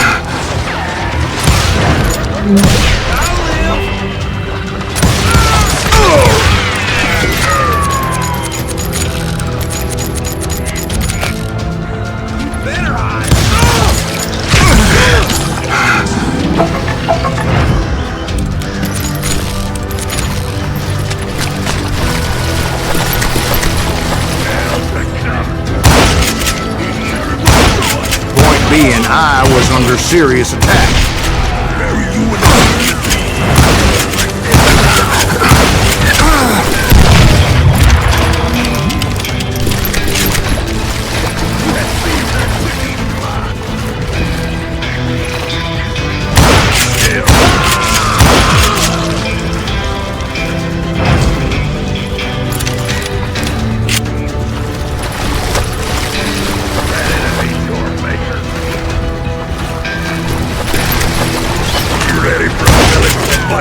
Reinforcements was nowhere to be seen.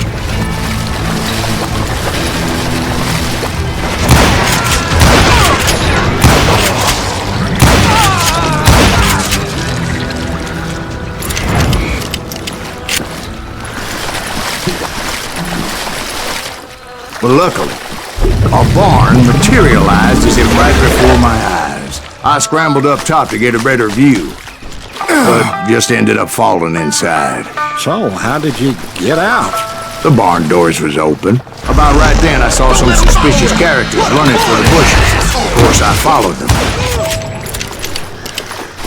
That goddamn swamp was like a goddamn maze, and pretty soon I had no goddamn idea where I was. Steve? So I just started walking, and pretty soon...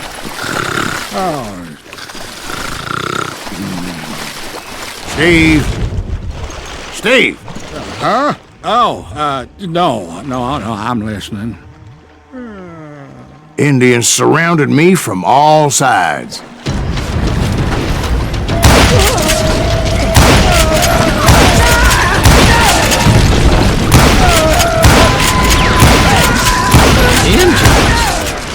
Indians? No. I just wanted to make sure Steve was paying attention. Now, where was I? You were following the Daltons through a swamp? That's right. See, Steve? Dwight's paying attention.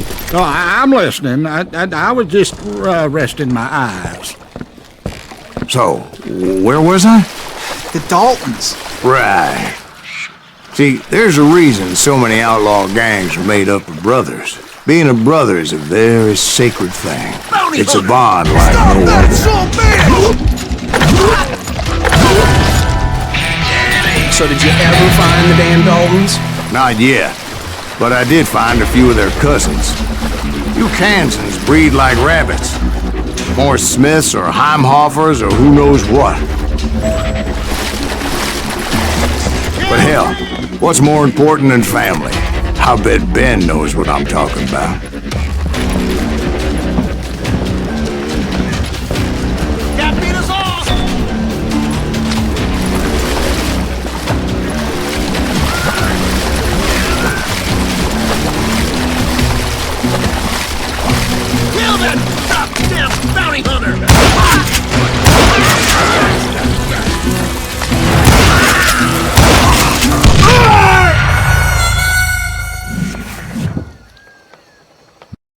Hunters! Stop that, son of a bitch!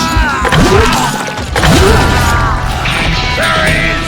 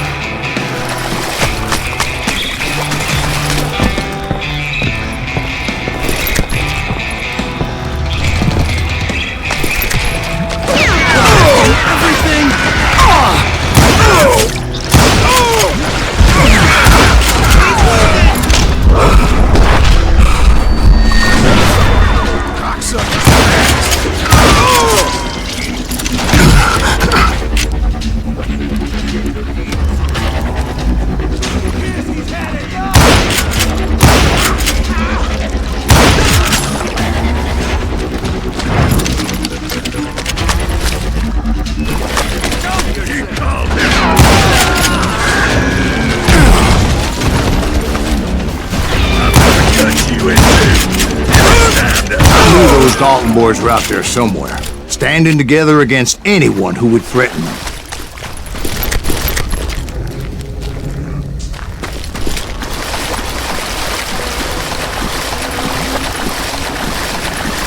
And that's when I saw it. A goddamn steamboat. A steamboat in a swamp? Yeah, Steve, but this wasn't much more than a wreck, really. But how'd a damn steamboat end up in the swamps? Guess it floated off during the flood of '89. Now, was it a stern-wheeler or a side-wheeler? What? Does that really make a difference, Steve? It was a steamboat with a goddamn army on board. It was then that a fusillade of bullets come raining down from on high, and those vigilantes who accompanied me weren't anywhere to be found. But among those men that were shooting at me, I thought I saw some familiar faces.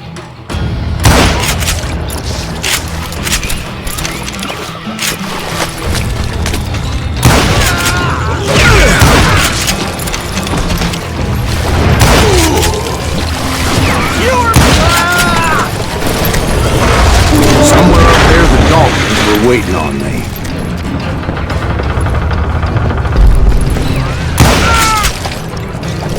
Sorry, son of a bitch! Sounds like you don't give up too easy. That's the kind of man I am, Ben. I set out to do something. I do it. Surrender just ain't in my nature. Plus, I'm stubborn as hell.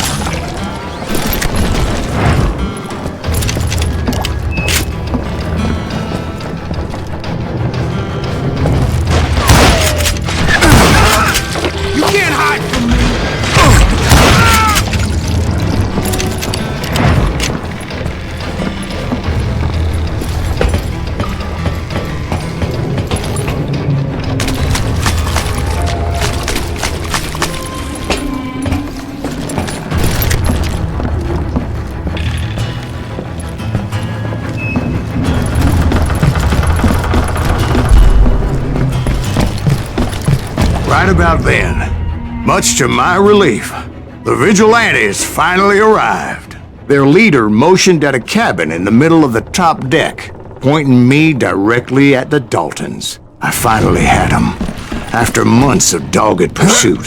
But it turned out that they had me. Take him out! I'm sending you to hell!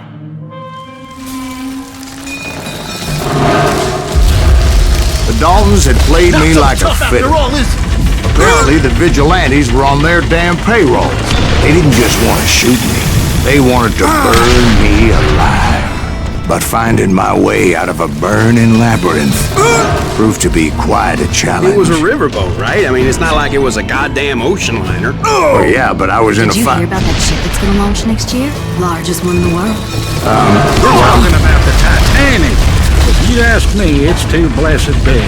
I don't think it'll float. So anyway... Don't be stupid, Steve. They know what they're doing. They say that the Titanic is unsinkable. Oh, God. But getting back to that steamboat, how'd you get off it, Mr. Greaves? I took in a lot of smoke that day, so I admit my recollection might be a bit hazy.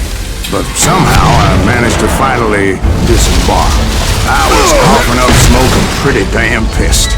I was done playing games with those boys. It was time to settle this once and for all.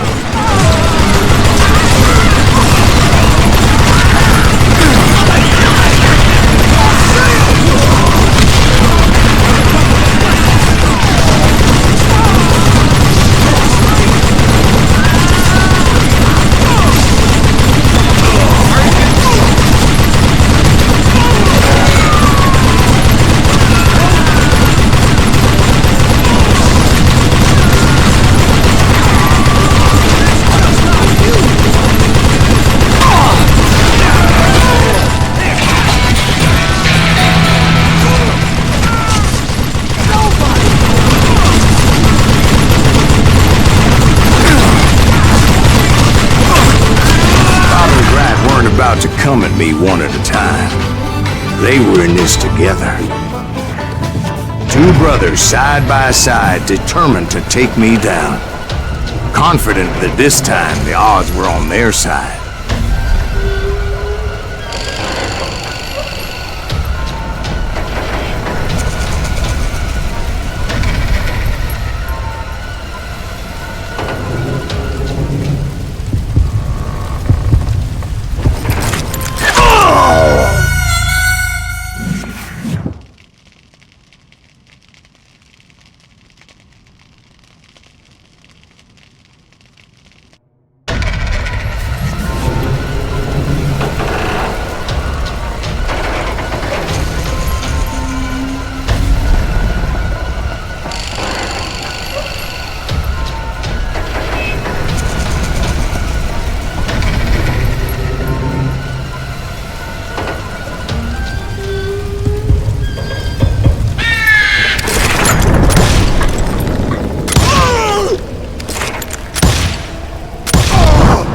got it wrong. A sad end for those two. If they'd only known that Emmett was still alive despite his wounds. Paroled 14 years later, he moved to California and sold real estate and lived off the legend of that fateful day. And the tragic death of his two brothers.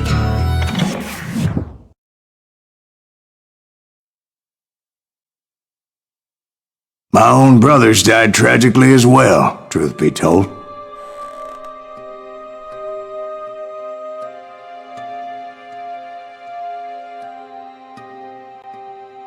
It was 1868, and me and my older brothers were pulling a tidy profit running cattle into Juarez, Mexico. One night after my brothers retired for the evening, I found a little poker game in a cantina with a couple of cowboys. And I just couldn't lose. I even won an old Spanish coin that had to be 100 years old. Well, I was mighty pleased with myself the next morning as my brothers and I rode for Texas. But before we crossed the border, those cowboys caught up with us. It was Johnny Ringo, Roscoe Bob Bryant, and another asshole named Jim. They wanted their money back and everything else we had, including our lives, as those boys didn't want us coming for them later. Bob put that old Spanish coin in my mouth and said, "I won't have it said that I left you with nothing, boy." Well, those horses bolted, and there we hung as those bastards rode away. The branch finally snapped under the weight of the three of us, but being my older brothers were bigger and heavier, they were already dead. And right then I swore to myself that I would avenge them. Ringo you know about. But Bob eluded me, until I heard he was riding with the Wild Bunch.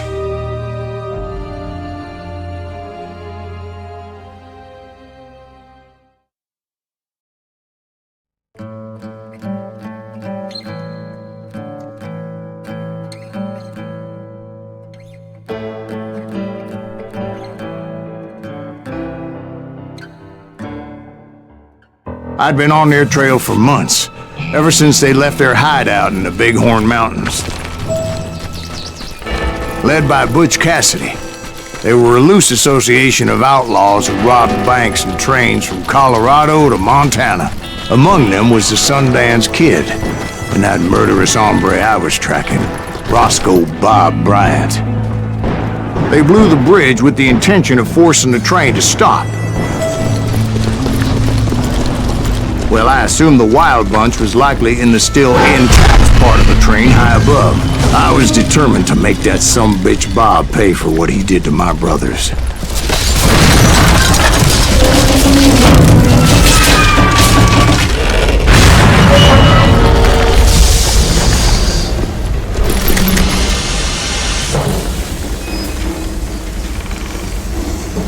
I found the device they used to blow the tracks, so I knew I was headed in the right direction.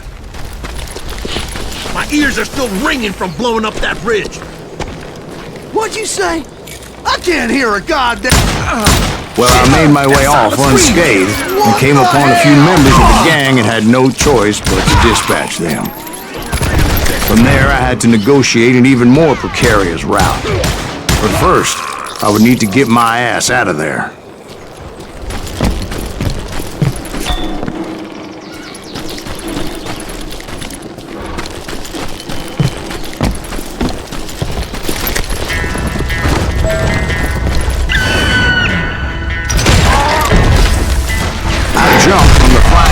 Into the fire as the train was clearly fixing to fall. I had found the gang, but in order to find old Bob, I needed to fight my way forward past a whole passel of desperados. Outside, inside, anywhere I could, I made my way toward my prey. Well, what about the passengers? It was mostly a freight train, as I recall. There were no passengers aboard that day.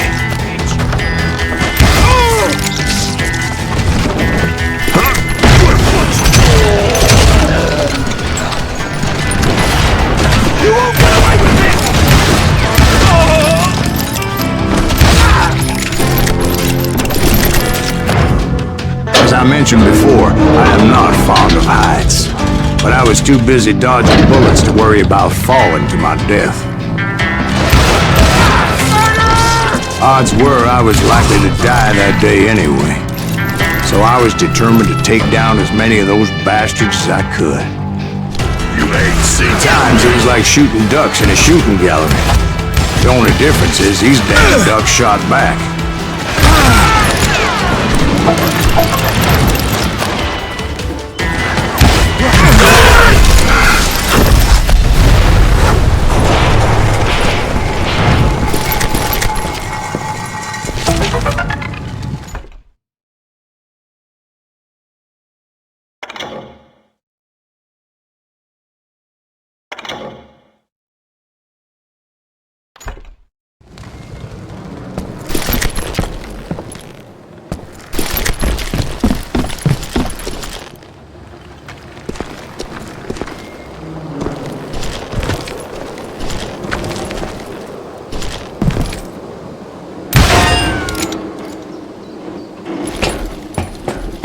I kept hoping the law would show up and give me a hand. You mean like that giant Pinkerton posse that I read about? Did they come riding in, guns a-blazing to help?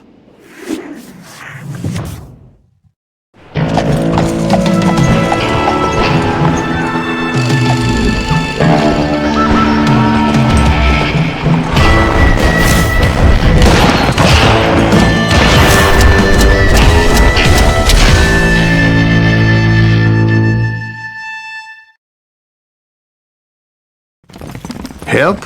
From the Pinkertons? No, son. I had to fight the Wild Bunch all by my lonesome, as usual.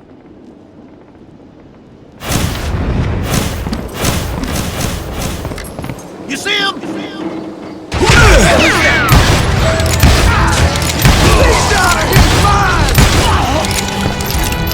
Take cover! Retreat! Retreat!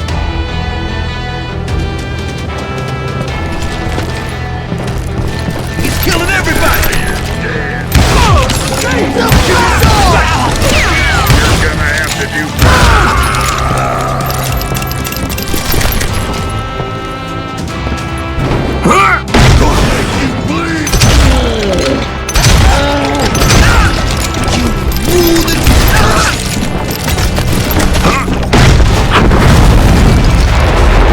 My guess is those dime novels didn't portray this as it happened, did they?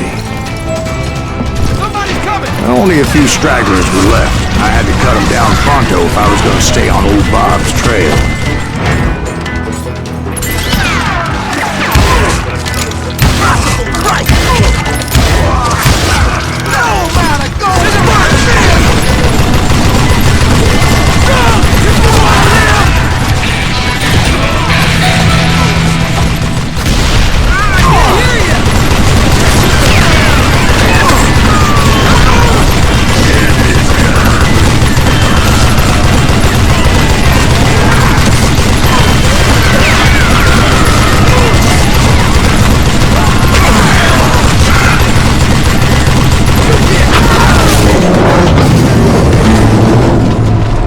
Once I silenced all those guns, I went searching for my nemesis, determined to finally have my justice. But the only survivor who welcomed me was George Flat-Nosed Curry. Who was he? The fastest gun in the gang. Right after Sundance, I mean. And Kid Curry, and maybe Elsie Lay. Though some folks might dispute that.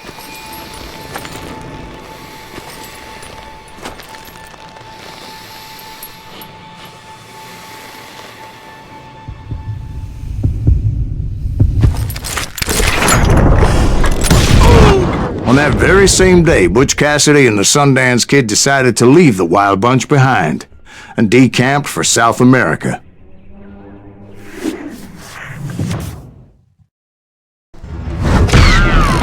They ended up living down there for many years, but I'm sure you already know all about that.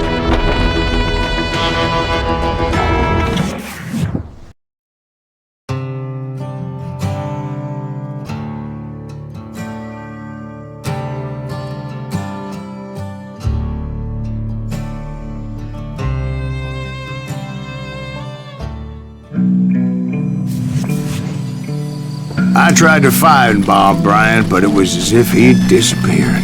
Sometime later, I heard the Wild Bunch was back together. Kid Curry escaped from jail, and now he was running the whole shebang.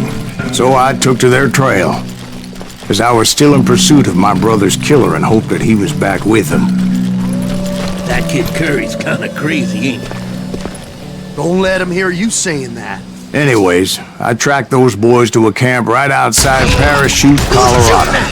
We're under fire! Really pissed this Being outnumbered, I didn't bother with a warning shot. I just started taking those bastards down.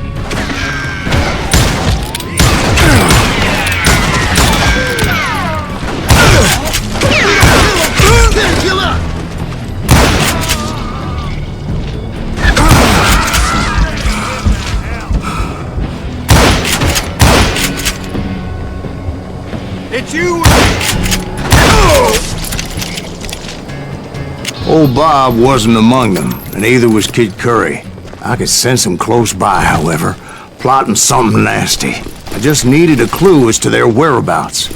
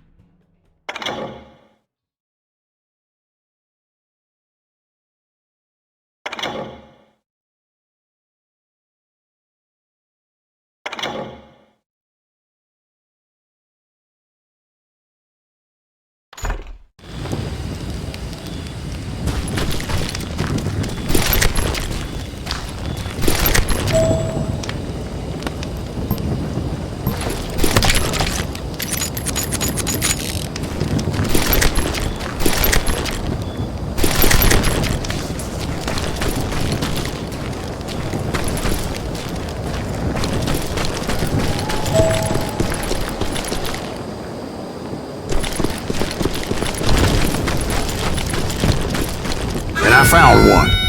A map with their bold plan clearly marked. This time they were fixing to blow up a train trestle.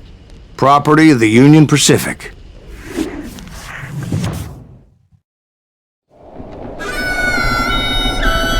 The plan clearly indicated how they were fixing to undermine several of the weakest wooden supports.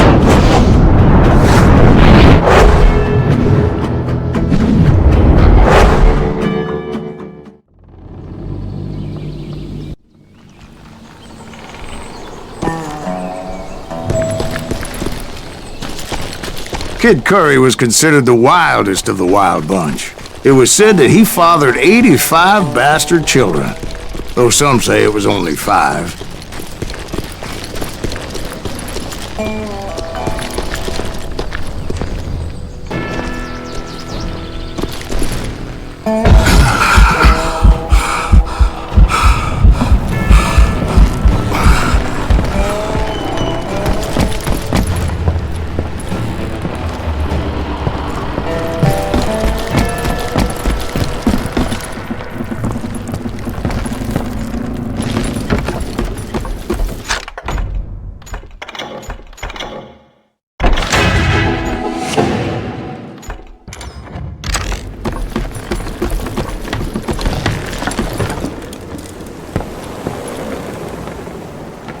Kid Curry had bragged to a whore how he was gonna rob a train heading to the U.S. Mint in Denver. And that whore, Fat Sally, she told me.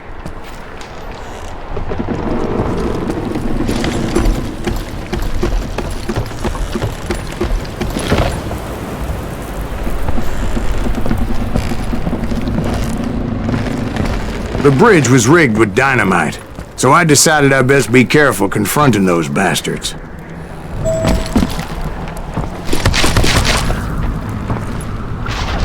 A moment later, I saw a ladder that somehow had escaped my attention. Don't you blow us up now. Don't worry, I know what I'm doing.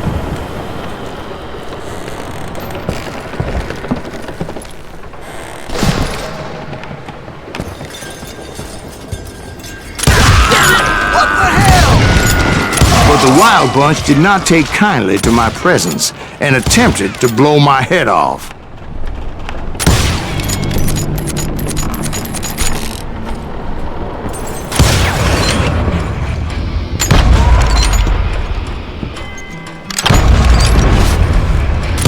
It appeared the kid had found a number of new recruits to bolster their ranks. Guess there's always desperate men willing to trade their lives for stolen treasure. What happened next? Well, having removed the first bundle of dynamite, I decided I might as well remove the other one. Once that was done, I figured I'd find my way from there.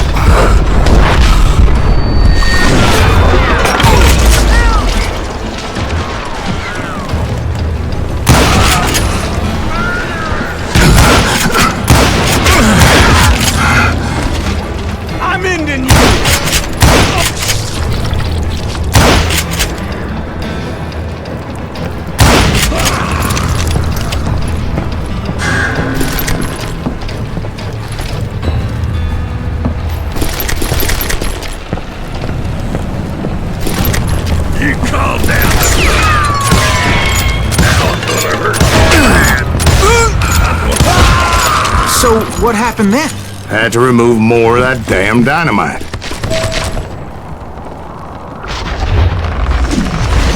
It must have been terrifying trying to make your way across.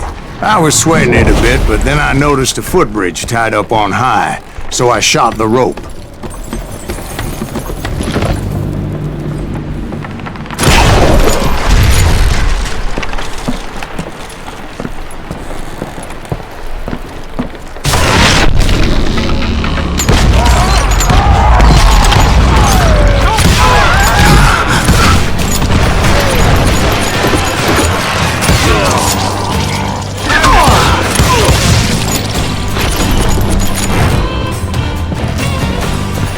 So that was all the dynamite?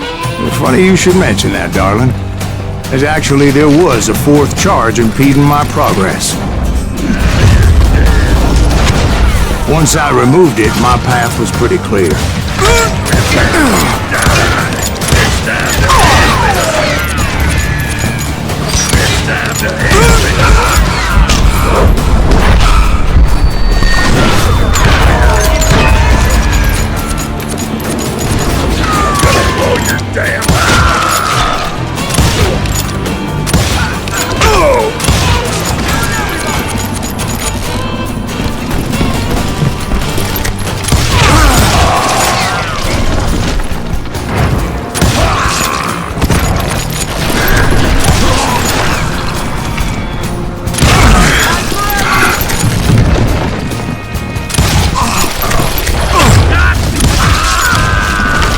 So I proceeded onward, and realized that that way just wasn't gonna work.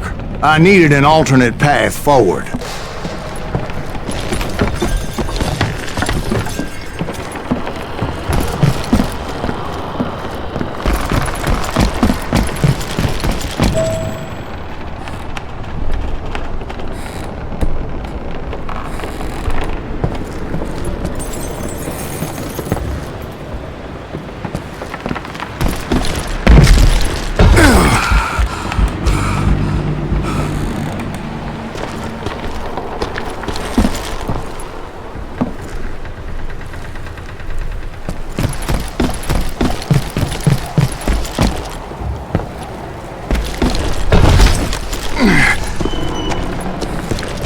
Luckily, I found a cave, and as I made my way back to the bridge, I saw something that concerned me. It was a long burning fuse, and it was moving fast as hell. I had to catch it.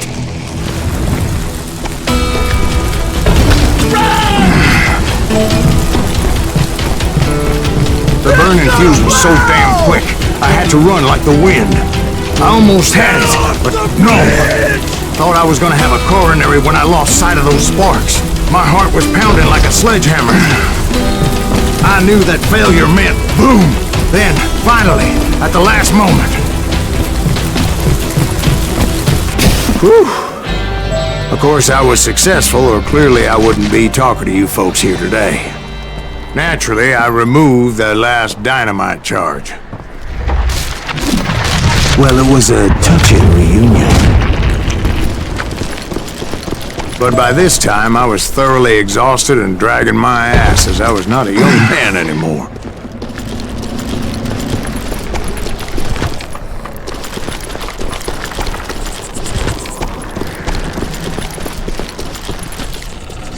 Kill that SUV! Make him bleed! Send him to perdition! Finally, I found those boys. Or more precisely, they found me. Big scraper! Kid Curry asked me! Nuttier than a damn fruitcake!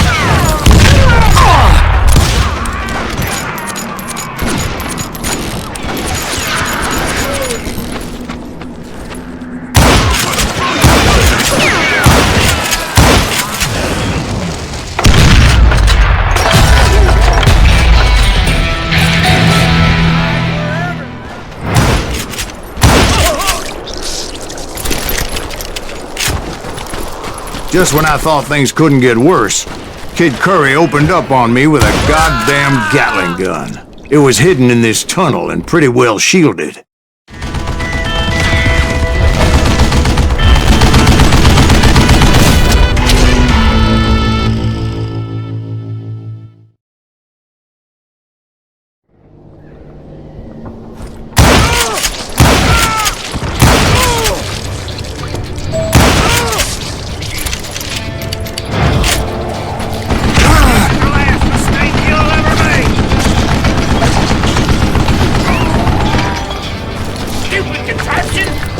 Luckily, I had located some dynamite. I still, however, had my work cut out for me.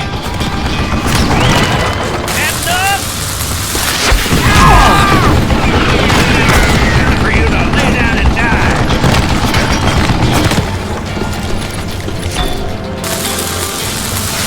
Yeah! It's not fair! God damn it, I need some help here! Come on, boys! Take this some bitch out! Damn! Got him!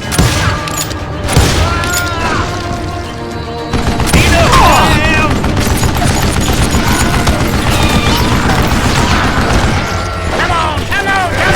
Like this!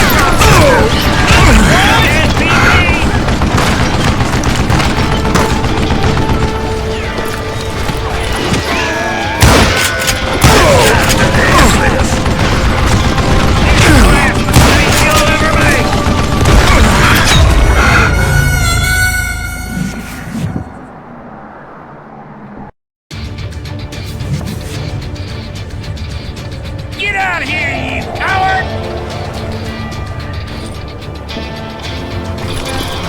That smells like a kill you! It's not fair! God damn it, I need some help here! Come on, boys! Take this subbitch out! He's done! Guess you had enough, huh? You ain't seen like this cocksucker! Move it, boys!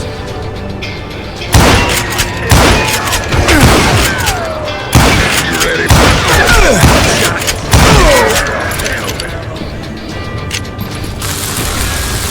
Yeah! You're gonna have to lay down and die! Damn!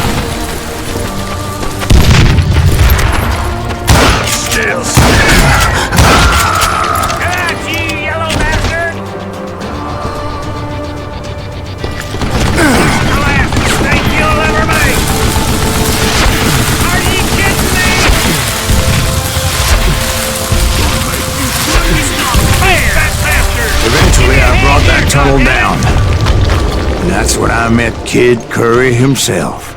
He had decided to stop pussyfooting around and deal with me personally.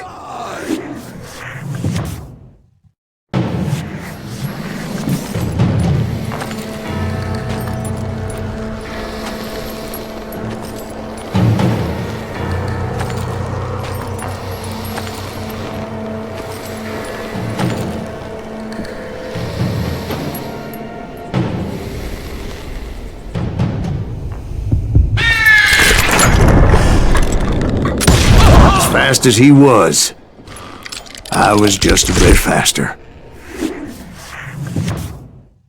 And as he lay wounded, I demanded to know the whereabouts of Roscoe Bob Bryant. He shouted at me, "Is that what this is about? Bob went with Butch's Sundance to South America. You ain't never finding him."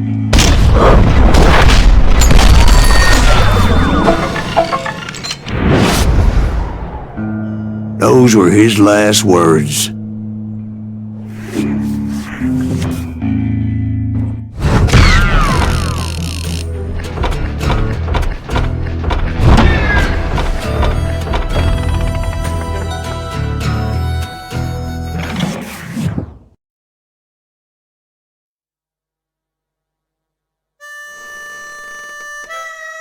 So, Bob Bryant got away? I knew I'd never find him in South America. What about the other killer? Yeah, you kinda glossed over that one. Well, I found Jim not long after my showdown with Ringo. At the time, he was riding with the James Younger gang. Did I neglect to mention that?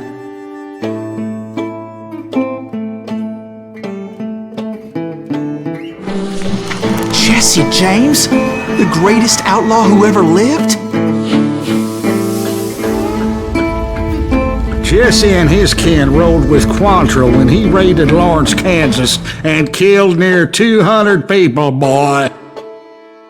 Nothing great about that. And from there, him and his brother went on to rob banks and trains from Kansas to Missouri. Which is why there was such a rich bounty on their heads. 40 grand for both of them, dead or alive. That's one hell of a payday.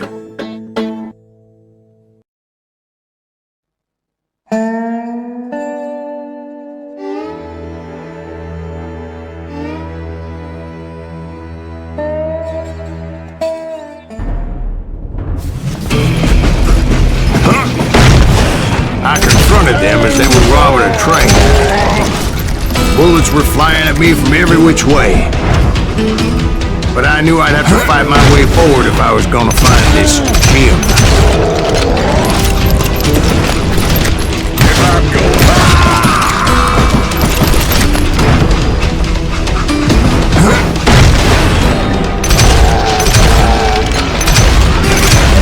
Now wait a second. Now, how'd they stop this train in the first place? Well, the James boys were experts at this.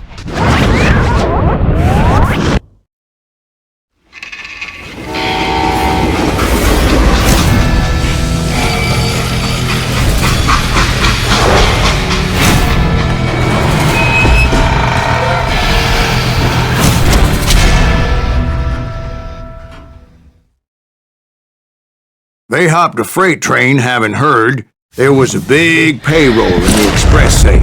So, I hopped the same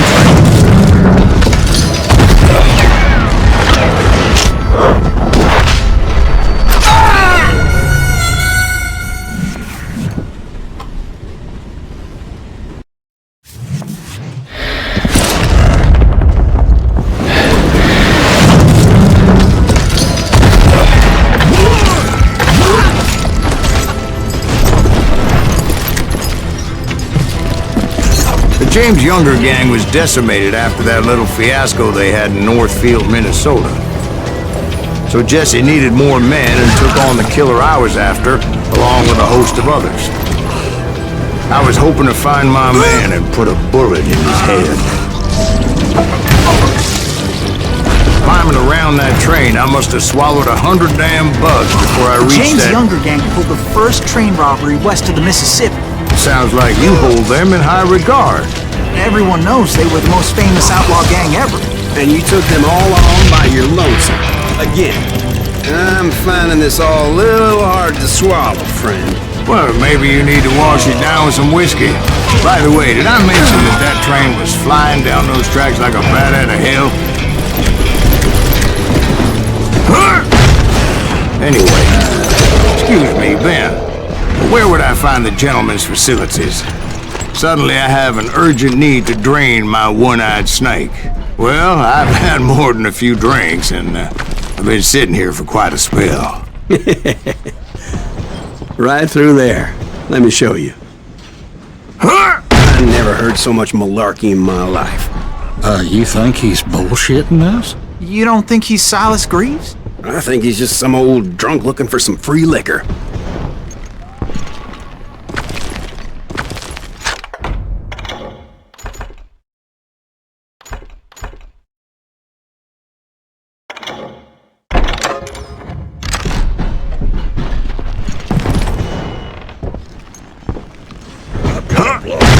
Jack, I think I believe him.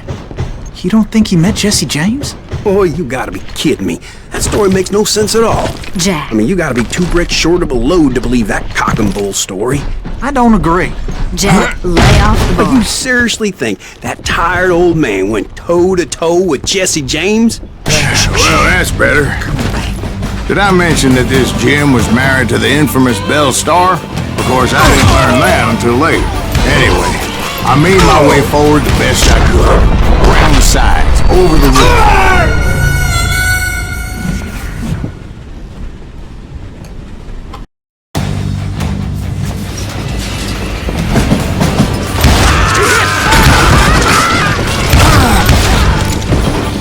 At some point, some sumbitch saw me and shouted out, "It's the damn Pinkerton!"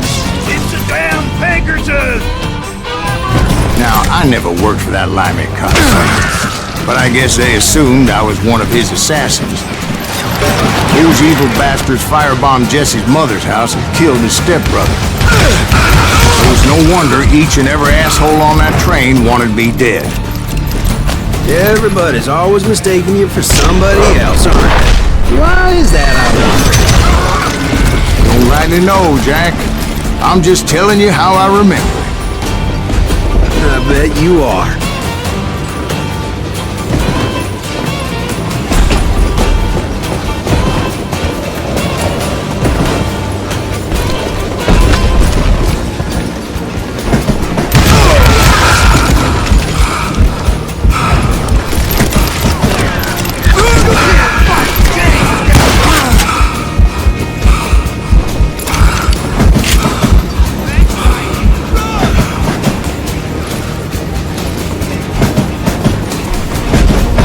I came across a flat car piled high with logs and had to come up with a creative way to make my way forward.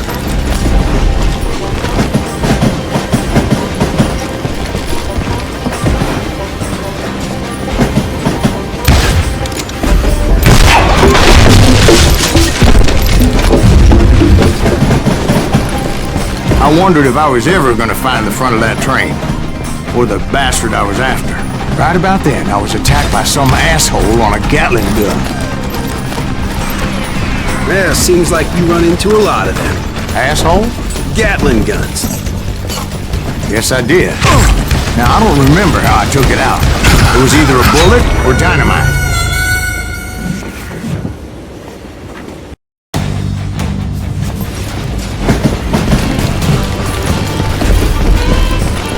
Right about then, I was attacked by some asshole on a Gatling gun. Yeah, seems like you run into a lot of them. Asshole? Gatling guns.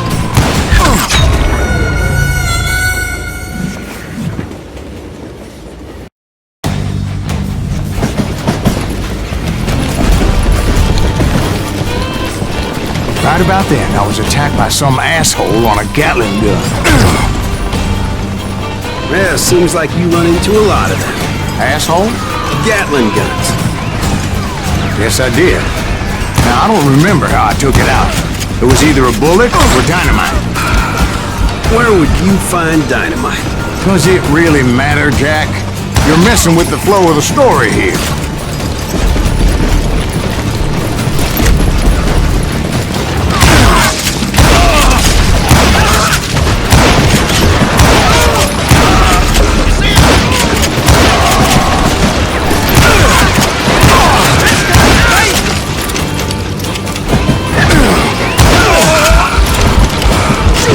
Stupid son of a bitch! I was looking for Jim and shooting any son of a bitch stupid enough to get in my way. And that included Jesse James himself.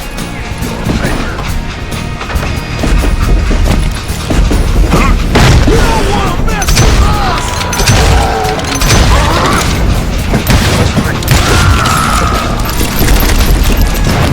There sure were a lot of men determined to die that day.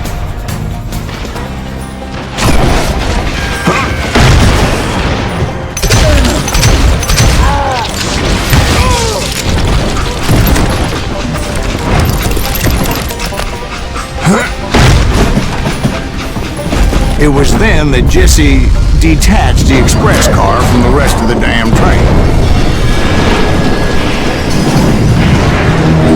I could see Jesse waiting for me, fixing to kill me so he could get away with all that money.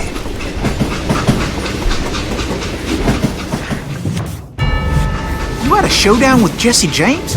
Of course he didn't. Everybody knows that Jesse was killed by Bob Ford. Yeah, Jesse went out like John Wesley Hardin. Coward shot him in the back of the head. Guess it doesn't matter how far you run, does it, Ben? Your past always catches up with you.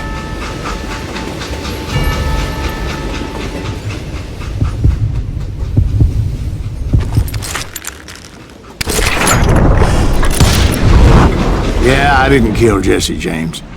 Just wounded him bad enough to convince him to hang up his guns. What about that Jim fella? What happened to him? I figure he was up front with a gun to the engineer's head. That bastard slipped away again. I'll tell you how I got him. But first I need to wet my whistle.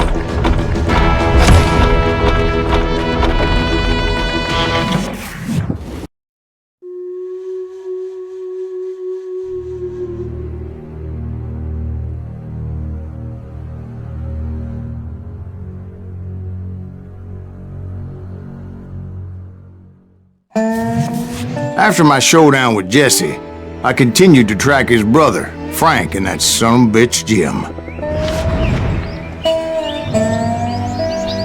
I followed those bastards into the high mountains as they were going to ground. What mountains would that be? Somewhere in the Ozarks, I believe. The perfect place to hide out from the authorities. In fact, before I could find them, some Indians who fled the Reds and were hiding out from the military found me first. They probably thought I was a cavalry scout and didn't want me telling the military where they were. Injuns? Yeah, they could have been Cheyenne, but there was all sorts of renegades roaming the landscape back then.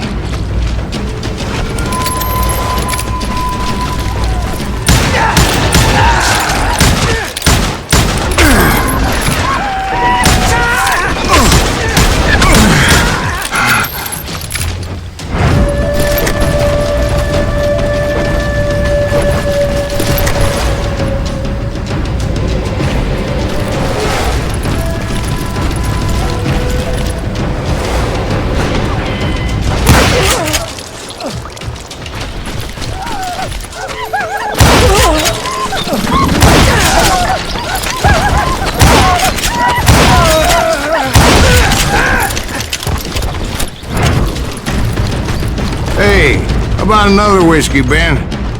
Nothing better to soothe the troubled soul.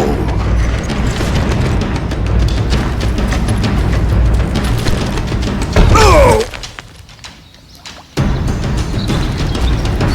Now, where was I? Indians, right.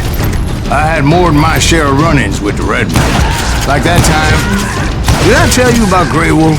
Yes, sir. You did. Ah, of course I did. In fact, I could still remember that old medicine man's words to me.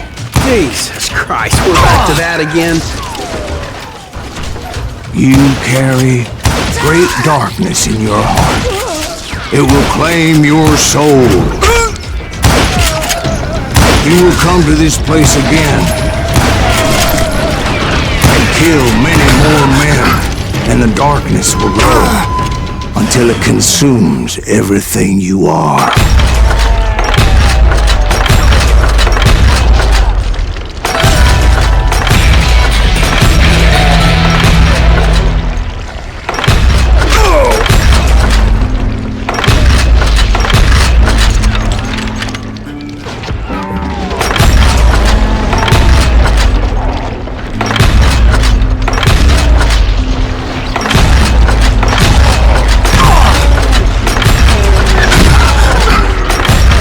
Did you ever find him? The man you are after. Let me ask you something, Ben. You ever think about death? Mr. Greaves, are you all right? Ooh, death. Ooh, death.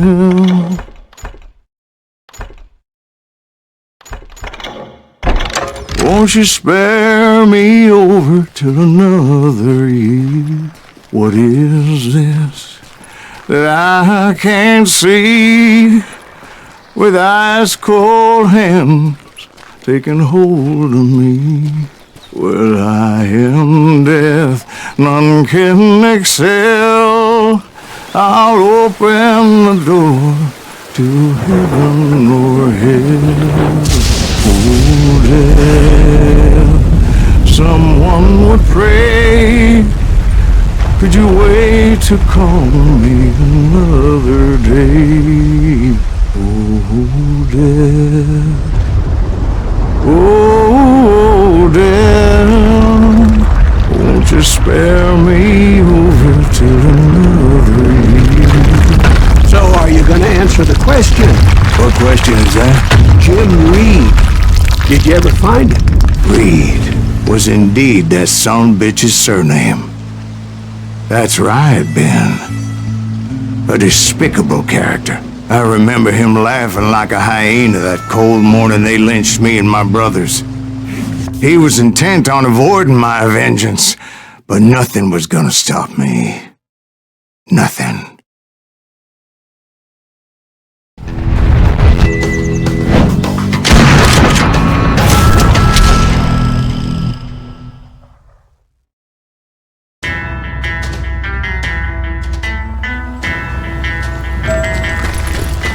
I finally did track those outlaws down.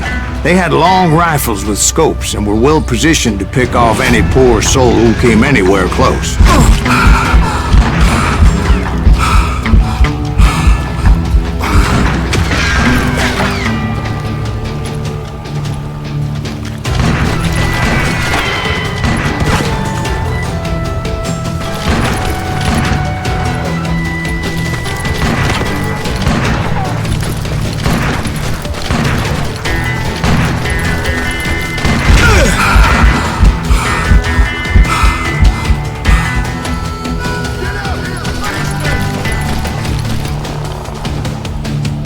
I'm guessing Frank James believed I was responsible for the demise of his brother Jesse. I couldn't really disagree with the man, as I thought Jesse was dead then as well. He backed off as I closed in on him, but he was still intent on killing me.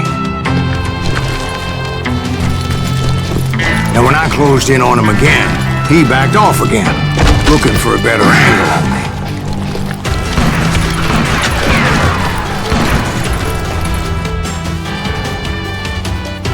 Hell, I can't fault Frank for wanting his revenge, as I was there for the same damn reason myself. At this point, I'm guessing you think Silas Greaves was a worse murderer than Jim Reed ever was. No, sir. A man who spent half his life killing somebody's brothers, fathers, sons. I think you were just looking for justice, sir. Is that what I was looking for, Dwight? Is that what it was?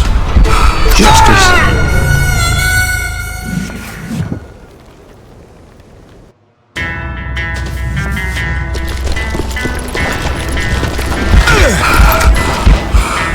It was a pitched battle that could have gone either way. Luckily, I had some dynamite in my possession. Dynamite? On your person? A few sticks, just in case. It's always good to be prepared. Right. I'm just laying out the facts as I remember them, Jack.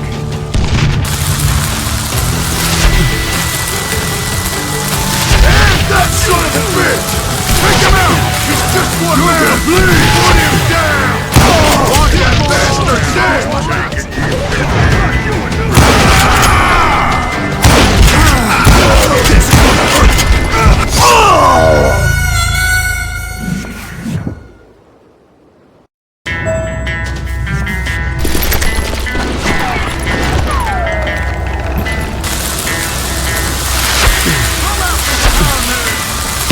That son of a bitch! Take him out!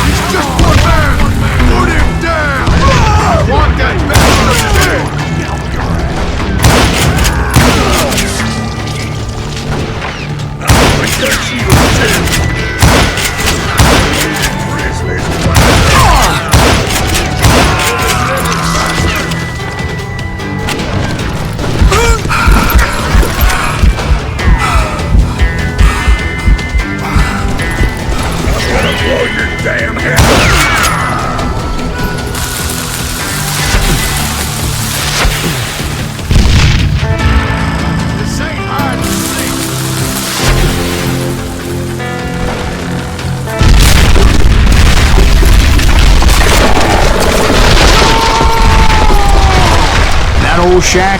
Well, it went tumbling right off that cliff. With Frank James still in it? Yes, sir.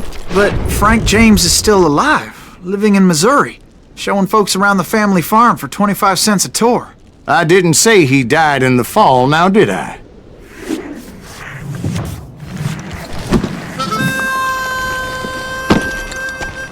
I'm done with this damnable outlaw life! Kill me, don't kill me, do what you will! At this point, I just don't give a shit! I explained to Frank that I had nothing against him personally and that I was looking for someone else. You want Reed? Have at him! I never did like that bastard! I am done here! We parted in peace as Frank pointed out the path to my prey before making his way back down the hill.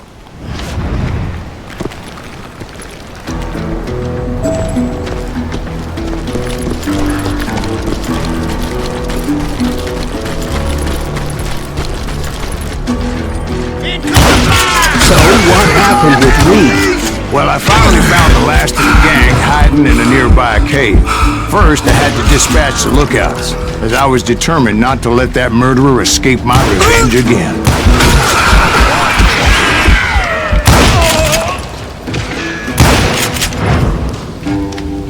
I ain't afraid of you! But rather than wander in willy-nilly, I decided it would be better to smoke that sumbitch out. Hey, Reed! I shouted. No wonder you're so ornery. Can't be easy being married to Belle Starr. While you're off providing for the family, she's spreading her legs for every Tom, Dick, and Cole Younger. Not an attractive woman exactly, but very... At least she was to me. Son of a bitch!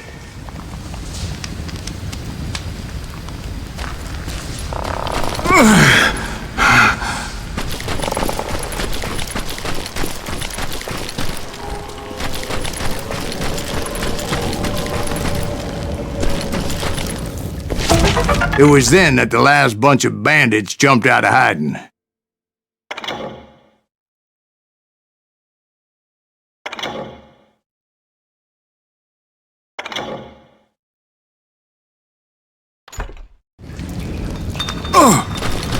Why won't this asshole give up?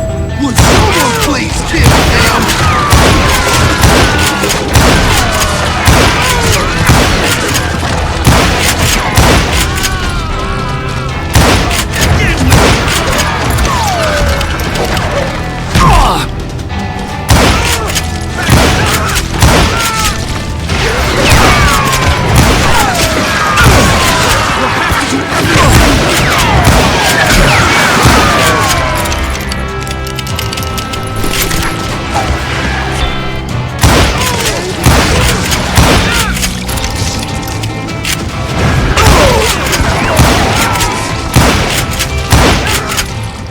Eventually, it was just me and Reed. I had waited a long time to face him down, so I could repay him for what he did to my brothers.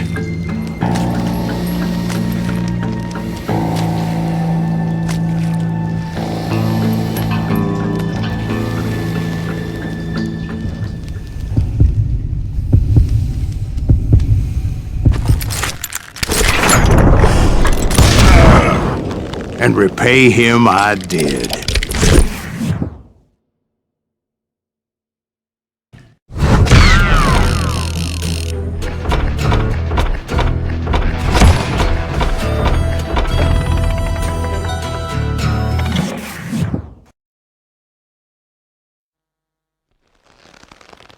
Well, I don't know about you boys, but I'm pretty beat. Well, it's too damn bad you never found that Bob character.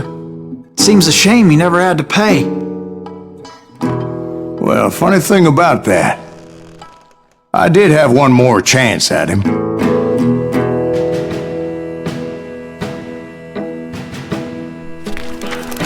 Six months ago, I heard that Butch and Sundance were back in the States and had gathered up some of their old gang.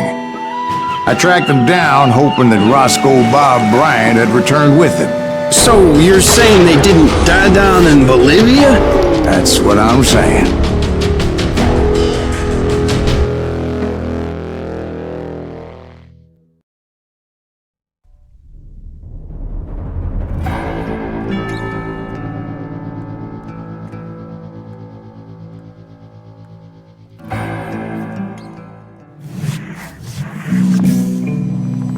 "40 years I had waited to get my hands on the last of my brother's killers. Not even an army of demons could have stopped me now.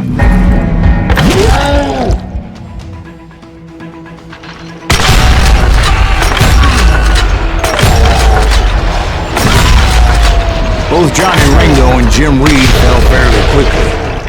But the last one, Roscoe Bob Bryant, that son of a bitch had managed to escape my vengeance time and time again. I couldn't even be certain I'd recognize him after all those years. By now, he had to be close to 70. For all you know, he could have been dead. That thought had indeed crossed my mind, as did others. For instance, did my thirst for vengeance turn me into something worse than the man I was after? By this point in my storied career, I had killed more men than Bob Bryant ever had. Nothing could stop me from taking his life. I'd been after that killer forever, from the time I rode with Billy the Kid. But that chapter of my story you already know. Chapter of that fairy tale, you mean? Suddenly, it was 1910. Here I was, an old man roaming a ghost town dead almost 2 decades. The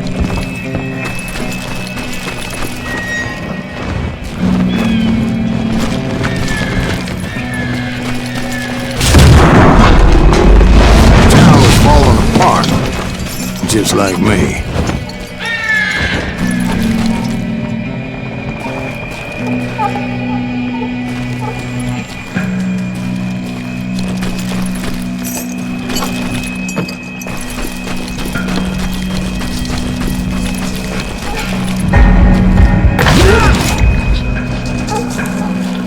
But I wasn't about to call it quits.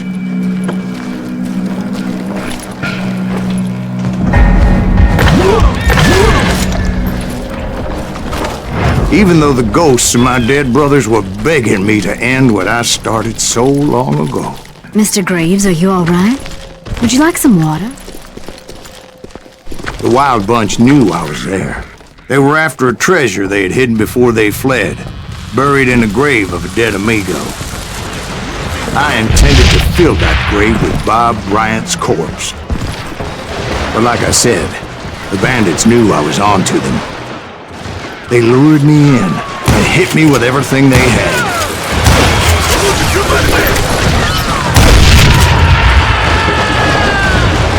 Put that geezer in the ground!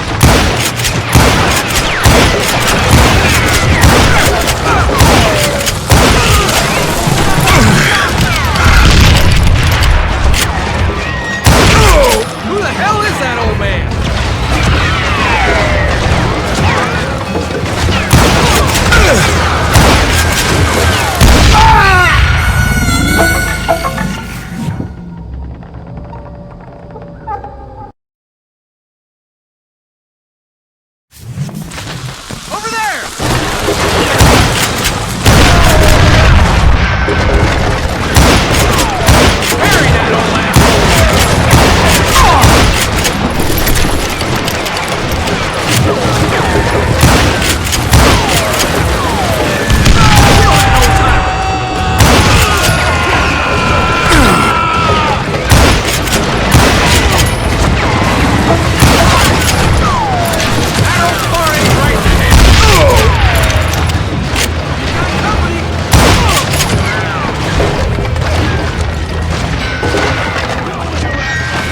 But you obviously prevailed since you're sitting here telling us today.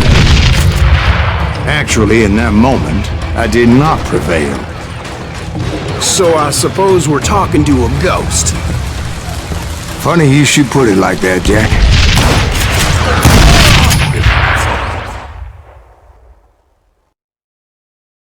Because when I woke up... From the dead?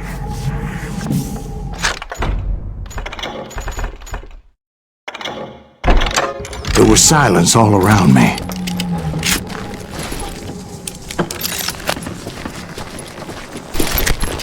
I could swear to God I saw Billy then. Billy who?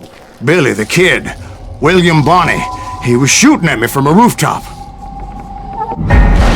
Here, there, even over there. So I am right. You are titched in the head. Mr. Greaves, perhaps we should switch you to coffee? You see that old Indian again, too? No, but I did see Billy's killer. Patrick Floyd Garrett. He came at me guns a-blazing. But I knew that old war horse had died 2 years before. I wondered if maybe I was dead too and confronting the ghosts of my past. Perhaps all my sins were coming back to haunt me and drag me down to perdition. I saw Henry Plummer throw dynamite at me.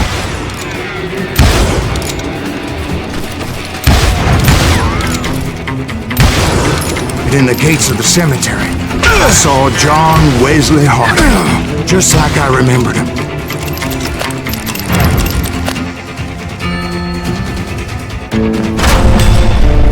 Robert Ollinger appeared with his terrible double-barrel shotgun.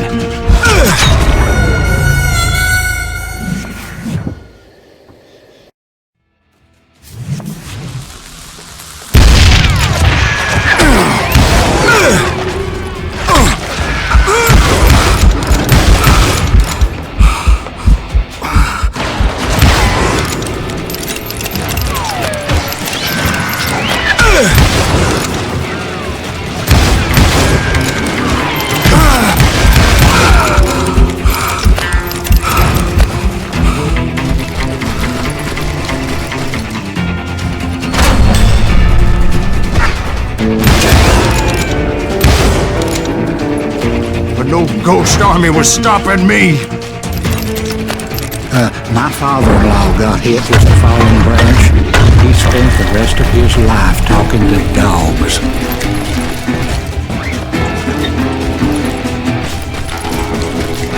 Newman Hayes Clanton, William Brocious, John Peters Ringo, they all wanted me dead.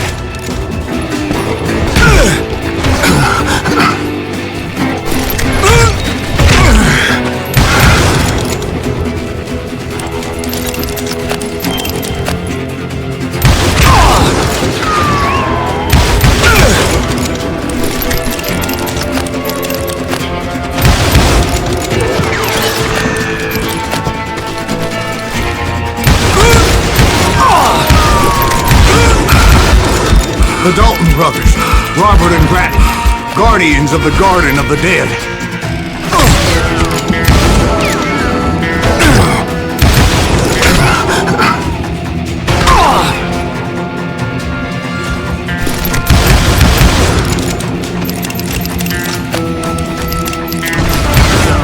George Curry and Harvey Logan, alias Kid Curry, both thirsty for vengeance from the great beyond.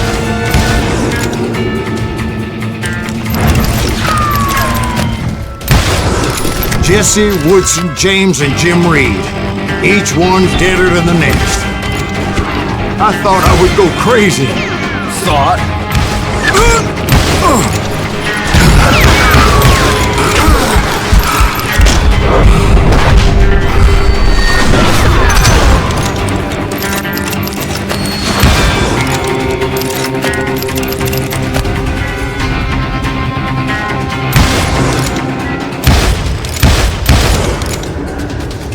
Finally, I saw Harry Alonzo Longabaugh. The Sundance Kid? Like a general leading his legion of the dead. You told us before that you'd seen him alive. He was alive.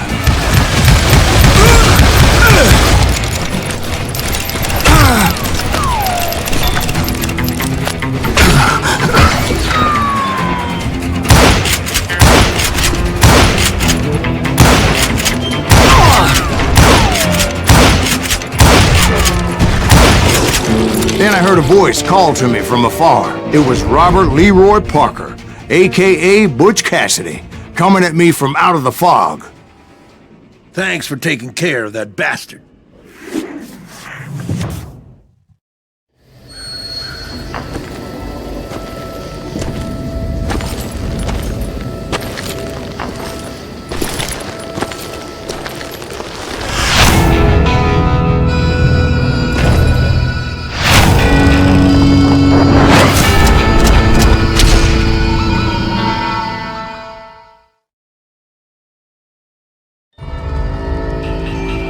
But the kid wasn't quite deceased. Not yet. Takes more than one little bullet to kill the likes of me, partner. Those two looked like they hadn't seen each other for quite a while. Clearly, they were no longer amigos. Shit. I was hoping I wouldn't have to kill you. You won't have to, Butch. I'm killing you first. I asked them about Bob Bryant, but they were too busy with their own heated conversation. Let me get this shit straight. You want my money and the love of my life? You frittered it all away, Butch. Edda's mine. So is that damn money. I didn't want to shoot anybody until I had an answer to my question, but those boys didn't give me much of a choice.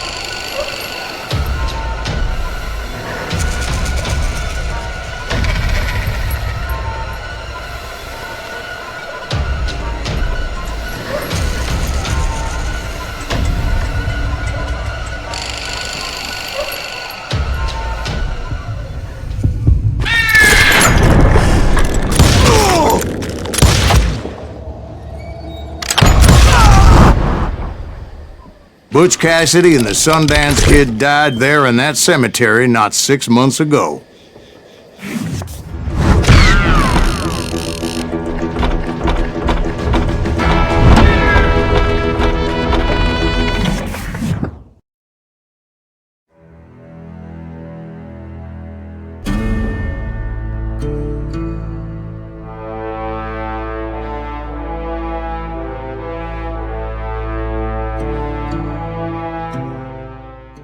Butch Cassidy and the Sundance Kid were killed by the Bolivian army. Everybody knows that. That's the legend, but it ain't the truth. So, you never found Bob? There is no Bob. This old sumbitch ain't even Silas Greaves. Sir, is that true?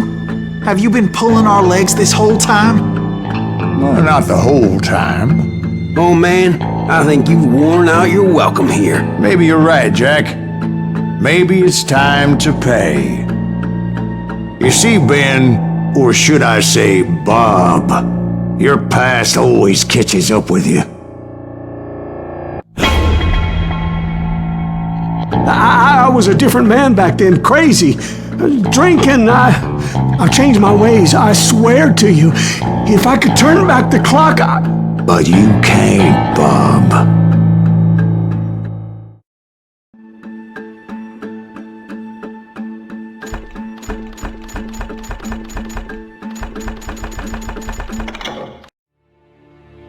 Why'd you toy with me like that? Telling those tales, knowing all along. Why not just lay your cards on the table? Wanted to suss you out, Bob. See what kind of man you turned out to be. Maybe prod you into drawing on me. See, all those years on your trail turned me into a killer. Can't even remember who I was before you tried to murder me. You, on the other hand, walked that very same path in exactly the opposite direction. What do you mean by that? You think your life is worth sparing, Bob? Boy, what's your name again? It's Eisenhower, sir. Dwight Eisenhower. What do you plan to do with your life, Dwight Eisenhower? Tomorrow I'll be leaving for West Point, sir. So, you want to be a soldier? Well, then do it right, son. Don't tear down the world out of anger and spite like I did. You build it up. You do something decent with your life, you hear me? Sir? Yes, sir.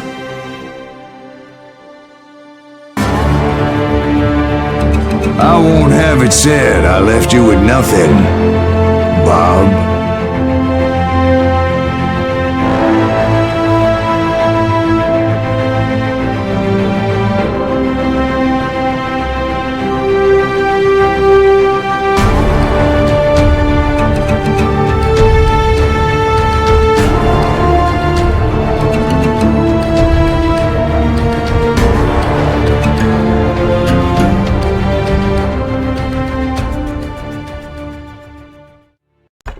Oh, dear. Oh, dear. Won't you spare me over till another year?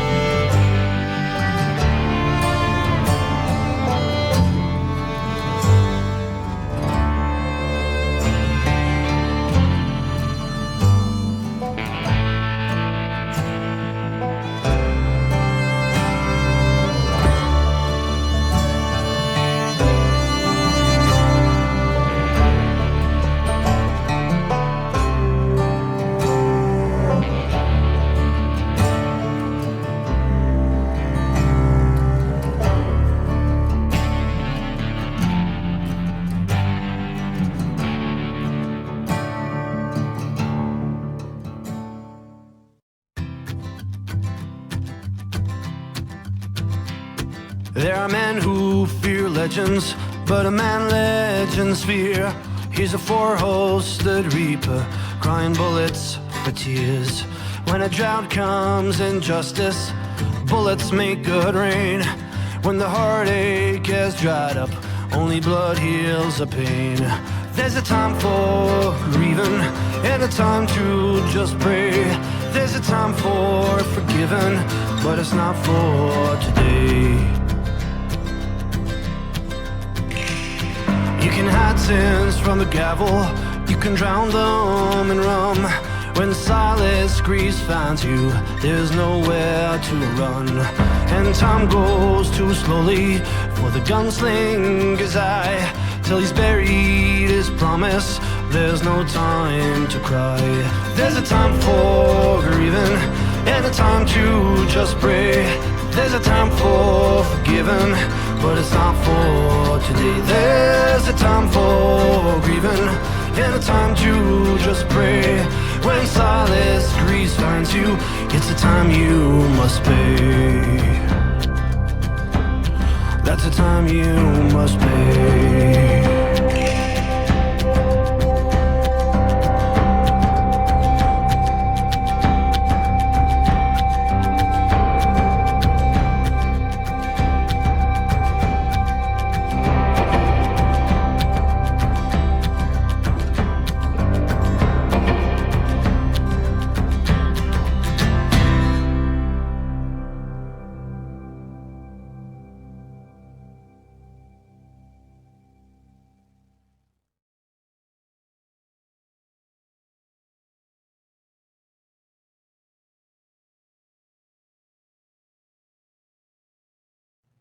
Oh, dear.